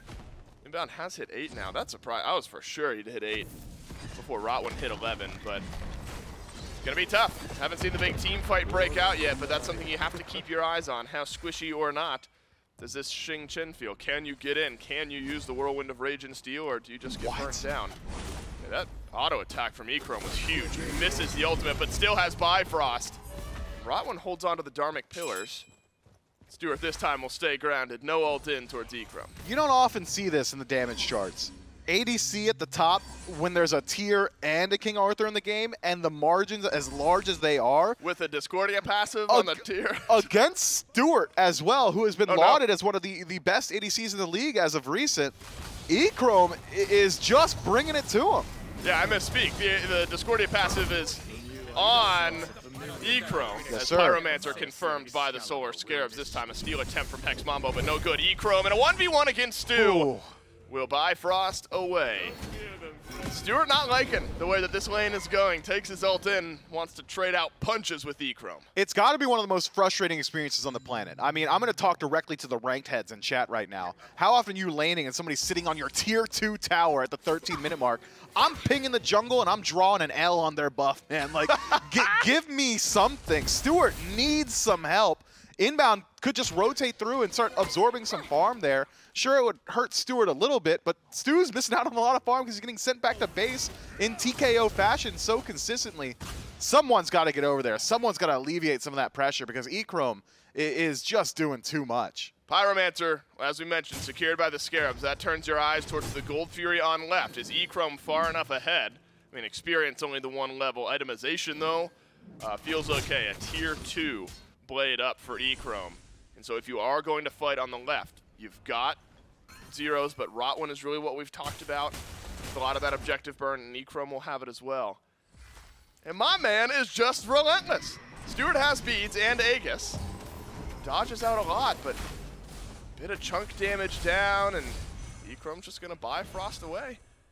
And there's just been no answer. Now that's down. Let me get a look at that cooldown, Doug. I think that was pretty long range from Echrome. Incorrect. It's back up immediately. So safety's still there. Stuart, this is just so frustrating for him. Even then, we saw oBoronic make the rotation, so potentially an opportunity to try and shut down this Heimdallr. Well, he can place him. Deathwalker there too. He can place him, but can't go through him until they shatter open. Right. That's right. So You can get the auto cancels, but maybe a potential for Sanford Soccer, someone to jump down and put pressure on the Heimdallr. But haven't seen it recently. There you go, Stu. Trade some damage back into Echrome. But the left side, I was wondering if Hex Mambo would suddenly rotate everyone over here, see if you can get pressure onto this Gold Fury. And Scarabs is not having it. Wants to get in and make some waves happen. But this one fizzles out as quickly as it starts. Might be one of the first times we've seen Echrome's beads go on cooldown. So now a target on his back. Still an incredibly safe pick. Knock-up immunity with the Gjallarhorn. CC immunity in the ultimate. Solar Scarabs, though, they're pulling it out. Or Stu going. Probably the same place Sam is going. Dashes in towards Rottwen, who's used the Dharmic Pillars. Zyrhoes, the CC immunity, avoids the stun, and a tower shot on a Sam. You're nuts. Doesn't get the kill, but Sanford Soccer, with the last bit of damage, trades out with Zyrhoes in a 1-for-1 trade to start this off. Echrome now, under the vengeance of the Solar Scarabs, gets run down by Scary D. Deathwalker and Rottwen, though, not happy. And here comes Dzoni in the jungle. Deathwalker's got a whole lot of movement speed. You're not going to be able to escape from him. You're going to have to turn if you want him off of you. Now oBoronic isolated and caught against the wall. Oh, man. Best of luck. Deathwalker on his way out of solo will add his 3rd kill of the game on a double kill on left. And Hex Mambo have punched back a 2-for-3 trade for the SEC squad. Deathwalker is not tanky yet. I don't understand this massive respect the Solar Scarabs are giving over towards him. Turn and apply your damage. My man's got Glad Shield and Winged Blade, and that's it. Let's hit him with literally anything. He's essentially a squishy as of right now. Hex Mambo, though, able to leverage that squishiness and movement speed to win out on the team fight. Clean play to them, and Deathwalker makes them pay for that dive onto Echrome. Solar Scarabs, though, still able to fight back, but pretty large disparity favoring Hex Mambo, a team not known for pulling the lead this early in the game. They've still got eyes set on the late, and is that 6,000 experience? How much of that is just Bobby 4 levels down? 4 levels. What happened? Yeah, I'm not sure, because, I mean, Inbound's 004 to the 015 of Rottwen. You would wonder, so if there's like farm being milked away somewhere, like if Rottwen has just been absorbing farm, you'd expect someone else on Hex Mambo to not the case. Be further behind, but everyone with a lead. Everyone is feeling just fine for Hex Mambo. And pressure now for the Solar Scarabs has to be mounting. If you're looking at the context of this game in general, the Solar Scarabs, the only team from SMITE Masters 1 to get knocked out by an SEC squad. And here in a Game 3, a knockout Game 3, 1 game, fate of your tournament lives on the line. Hex Mambo have pulled a decent lead in the first 17 minutes of the game. Just a couple thousand gold, but experience staggering. Inbound still 2 levels away from getting his relic online, his 2nd relic online, rather. Luckily everywhere else, just the 1 level or so. But it's that momentum, it's that mentality conversation we've been having where it feels like Hex Mambo have just been there on the map. So can the Solar Scarabs get proactive and pull out this Gold Fury? You might need to, because right now the game's just happening to you. Yeah, Scary D has got to be the proactive element. He's been doing it this entire set for his team. Space control, no easy task against a composition like this. Here's the call I was asking for. Just turn on him. There you go. Burn down half of his HP. And that's the first time in the 2 games that we've seen this tier, a clear, concise turn from the Solar Scarabs, and now an initiation onto Echrome from Scary D as well. Dunk in from Sanford Soccer. That's a 2-man knockup, and he'll dash through and find Echrome in the back line. Spin to win, no good. And Dzoni keeps his ADC alive, and Echrome has just survived through it all. Luckily, oBoronic is able to drop the Heimdallr, but Deathwalker has lived through it all. And now oBoronic is on the wrong side of this initiation. Another 3-for-1 trade, and Hex Mambo on top of it again. Solar Scarabs just chasing out way too far. They drop Deathwalker low, so he says, word, I'll just go mid and heal up, as tiers do. And then he has an easy rotation back through pincer maneuver on the entirety of the Solar Scarabs, who are just too deep on Hex Mambo's side of the map. And he's allowed to play now with Wild Abandon. This tier's diving against 2 on his own, while the rest of Mambo have got their eyes on the objective. Gold Fury pulled by Hex Mambo, and unless Inbound makes a miracle happen, it'll go to Hex Mambo. It'll expand the gold lead, and the Solar Scarabs, the FPL team, further on the back foot. That's a massive gold lead. It 19 minutes in, that is hard to deal with. The experience, though, that is gross. I don't know the last time I've seen 11,000 experience It doesn't happen. At like 20 minutes. Because there's 3 levels in the jungle now, 2 levels in solo, 4 in support. And look at Rottwen. Like he is. I don't know what he's saying, but I can tell by the body language. It is, let's calm down. We got this lead. Let's play our game. Rottwen's thinking exactly one thing, and it's on repeat, on loop in his brain. I'm owning this guy. This guy is getting owned. And that's all that's happening. 0-1-8. He's like, I died. I was off the map. What's your excuse? I'm still 4 levels up. Well, if we wanted to keep some tabs on Johnny's build, different order of items, but ends up hitting a couple of the same stacking items anyway. Crusher first, then the Transcendence, then the hi-rez, and now back to a stacking item in the Soul Eater. Do you think that slows down Johnny, or is there enough itemization already there that you're not worried about it? I'm not too concerned. Soul Eater's got okay enough stats that when you're 4th slotting it with Transcendence Crusher and the hi-rez already finished up, that you could still apply your damage pretty consistently. It's more so that upgrade is just about the sustain. Pyromancer low, but Deathwalker zoning out the Solar Scarabs, and Hex Mambo get the Pyro. And I guess, you know, Deathwalker's build cheap and fast enough. I mean, you're sitting on super cheap. You're sitting on the 115 MP5 earring, right? So it speeds you up a little bit, right? You'll sell it and pick up a new item at some point, but able to get to full build so quickly. I mean, he is just zoned out the Solar Scarabs from being able to step forward in that 4-0-2. You know, I know it's hard to make like full gameplay adjustments, but this couldn't have caught the Scarabs by surprise that a tier came back out after a Game 2 win. It might just be that hard to play against when Deathwalker is that good at this pick. It is one of the most annoying things to deal with because of the nature of the build, the enhanced movement speed. He's the fastest man on the map. It's really hard to CC a tier thanks to his passive, and his displacement just makes it so difficult to return damage. Oh, Inbound gets jumped on now. Whirlwind of Rage and Steel, but where do you want to? Yeah, you got to toss tier away from your team. You don't want it behind you. And a good dive from Sam for Soccer. Nearly gets a kill onto Hex Mambo's mid. Up goes Sam onto the branch. Down he drops a 2-man knockup from the Ratatosker, but Deathwalker has found a knockup of his own to push back the Scarabs. Good strife, pulls in a couple, but Scary D still left low and still left running. Are the Solar Scarabs blink in? Double push back from Deathwalker. There's your Fearless, and Deathwalker, he's on a rampage. You cannot outrun this tier. Your only option on the retreat is to return damage. He's just too fast to deal with, and he's still creating space. You don't gotta zone him in their tier 2 tower. The Fire Giant is just too far away. The Solar Scarabs now on the back foot with Fire Giant on 5. Hex Mambo, Experience Gold, all in the lead. This is so hard to deal with. And in that fight, the 2 players of the Solar Scarabs who are doing well the entire time continue to do well. Sam for Soccer burns just about every relic that he needs to from Hex Mambo. Scary D's in the backline applying constant CC, but it's just not enough when your own backline doesn't have the damage. Miff, you know, DW might be Arthur's younger sibling in the show, but Deathwalker playing like Arthur's older sibling here in game number 3. Johnny turns around the 1v1. We're talking about DW. We need to be talking about Loki. And it's Johnny who adds his 3rd. The Solar Scarabs on the edge, the verge of being knocked out early from SMITE Summer Masters. And it is a full team effort from Hex Mambo, the team that has come in. They have been confident.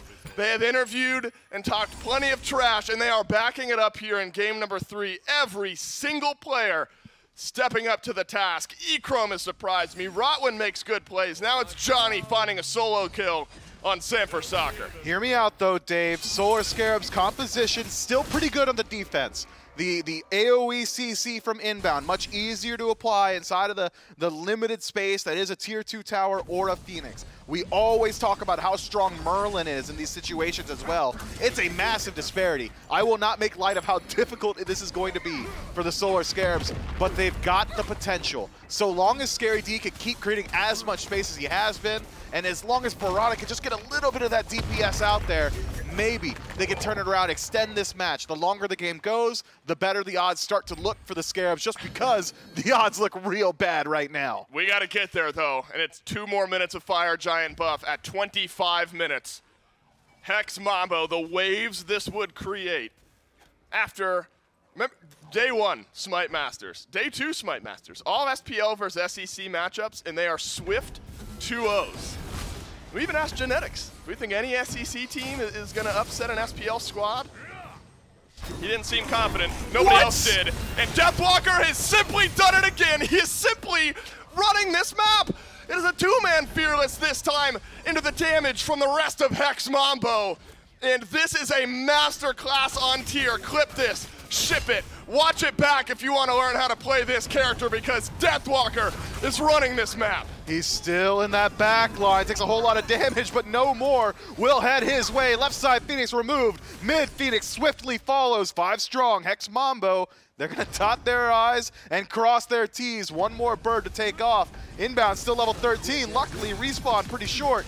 Only 2 more seconds till he rejoins the squad. And Inbound gets blink with his second relic when he hits level 12. I'm not sure he wants to be blinking into anyone right now, but it's the best he can do, I suppose, is try to get in there and try to find damage, try to find beads, try to find a whirlwind of rage and steel, a miracle play, something to give the Solar Scarabs a sign of life. But a 14,000 gold lead and one more team fight is maybe all they need. And Deathwalker is disgusting.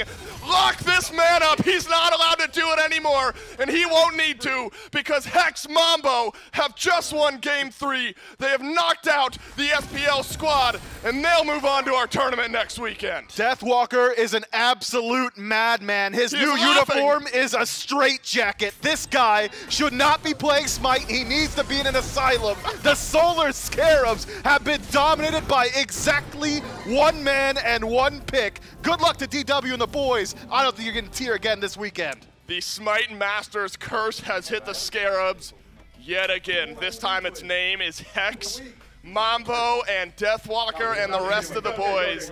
And what a team effort from that team. They can't handshake each other, but they can play SMITE very, very well. And look, Myth, you have every right to be feeling that type of way if you're Hex Mambo right now. Ooh. Obviously, Deathwalker is the headline. It's what we're talking about. Echrome ran the left side of the map. Dominated him. That laning. And Stuart was one of the hottest ADCs coming into this weekend. Agreed. And Echrome dominated that side of the map in Game 1 and Game 3. Rottwen played fantastic 6 in levels all up. of the games. Zyrhoes simply needed to play his role, and it's exactly what he cleared did. waves. That's all we needed. Just keep them out of my tower, all right? That's all he had to do. Wow. And he did it well. He did it well. Johnny finds a solo kill even.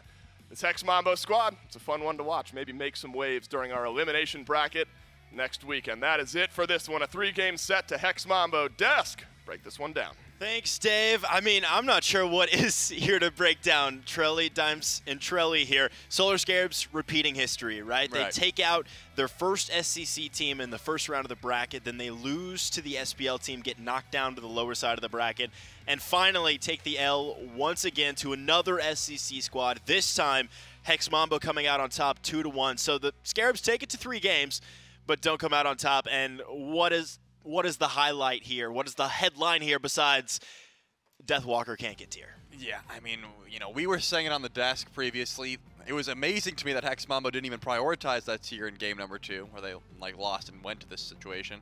And then they're like, hey, we made a mistake. Let's just grab that tier pick number 2, and it definitely worked out. And I think the casters highlighted it very well. Echrome also was popping off on this Heimdallr. The whole team as a whole, you know, Rottwen had so much farm. We kept looking at Inbound's XP, and he was consistently 3-4 levels behind.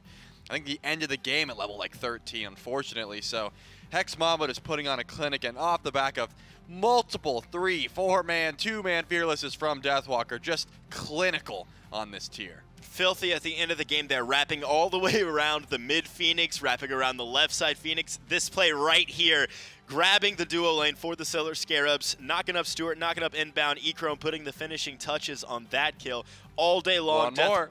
Oh my, this is just filthy. Just the Solar Scarabs continuously stacking up in groups of 2, groups of 3, and I mean just letting Deathwalker get away with this over and over and over. But this was a good team win here from Hex Mambo. Like you said, Echrome dominating the left side of the map alongside their lane partner Rottwen. Zyrhoes putting out plenty of damage. Might not be finishing off kills, but definitely putting up the numbers as this Discordia. And Johnny looking much, much, much better on this Loki pick than game number 2. Yeah, I think a lot cleaner. I think that not getting the Khepri probably had something to do with it Big as well. time, You just for get sure. to, you get to go in freely.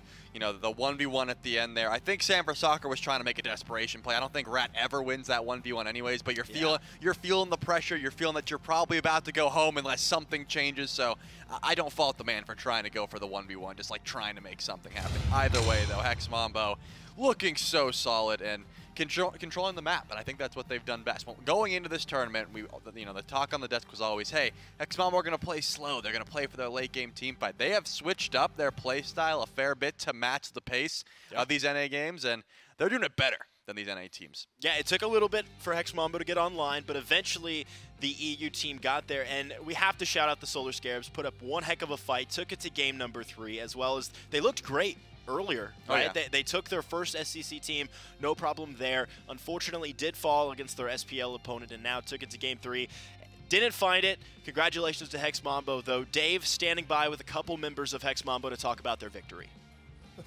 That's right. We've got Deathwalker and Echrome for the post-game interview. Honestly, both of you two had similar sets, just on different sides of the map. Deathwalker, we'll start with you. The tier gameplay, game 1 and 3, unbelievable. Some of the best we've seen. Solo lane dominance. What do you see? The game 1, 4-man fearless. You guys lose Zyrhoes, I believe, at the beginning of that play, and I'm thinking you're disengaging. You go back in. What do you see in that play to make it happen? I mean, I saw way too many players grouped, you know. I just can't resist. Even if it's a bad play, you just can't resist it, you know. So I just kind of like went in there. It turned out to be perfect. I didn't even know their beats were down. I just kind of like did it, you know. Like if it was bad, it was bad. But I also got to say, for the Scarabs, you know, the last time we played them, I said it was a 95% chance we beat them. Yeah. I'd say they got real lucky back then, you know. They hit that 5% chance, right? 5% chance. I mean, I proved it here that they got pretty lucky back then. Look, it was a fantastic set from you, and we'll get back to you in a moment. Echrome, you had dominance on the other side of the map as well. You're taking solo kills against Stuart. You got the Heimdallr in game 1, game 3 as well. What was going on today over on that side of the map? Just feeling good? It was just way better for us today. Like feeling confident after the win against Storm. Heimdallr was always working, I guess. Feeling good. Look, it was such a fun team style of composition to watch. Everyone had to step up and do their thing. I was admittedly surprised, Deathwalker, you got your tier back in game 3. Did you know that it was going to be a run-it-back style of game? Because the Scarabs seemingly didn't have an answer to it in game 1. I figured they'd change something here for game 3. Were you surprised to get it back in your hands again? To be honest with you, I don't think anybody in the SPL has an answer to tier, really, but they just kind of pretend like he's bad.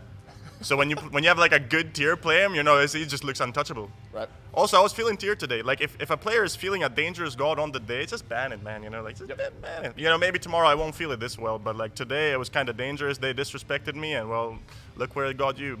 Look, you close your eyes. You know, I wanted to say something else, but you close your eyes, the buttons press themselves. Echrome, final thoughts from you. You guys beat the Solar Scarabs here. You move on to play next weekend. Think you can do it again to a different SPL squad next weekend? Okay, it's gonna be a bit harder, I'd say, but everything can happen, I think. That's right. Anything can happen in these tournaments. Look, congrats to you guys. Incredible game to watch. Lots of fun to watch on this one. Can't wait to see what you're able to do next weekend. That's it for this one. Back to the desk. Hex Mambo, the wild card in the second week of SMITE Summer Masters. We're finishing up here for week 1, but don't forget, there's a whole nother week of SMITE Summer Masters play, and love the confidence there from Deathwalker. I also want to touch on, not many SPL players, SCC players talk about this intuitive feeling, right? The feeling of like, I'm feeling the Naja today, maybe if you're signing short. You know, I'm feeling the Loki today from Dzoni. You know, how important, you're a high-level player, Trelly. How important is that? You know, my gut is saying pick up this god. Maybe we should lean into that. Yeah, I've done that before myself. I'm going to gank it. I'm like, I'm feeling the Scylla, and then I miss all my ults, and I'm like, well, I wasn't actually feeling the Scylla, and I never pick it up again. Yeah. So I think it's a vibe thing, right? And Deathwalker knew those fearlesses were going to be on point. When all of them are hitting tier super solid, the issue is they're not always hitting. Today, he was landing them. Certainly. And as we head into brackets and schedules here, we'll see what is left for SMITE Summer Masters here on day number 5.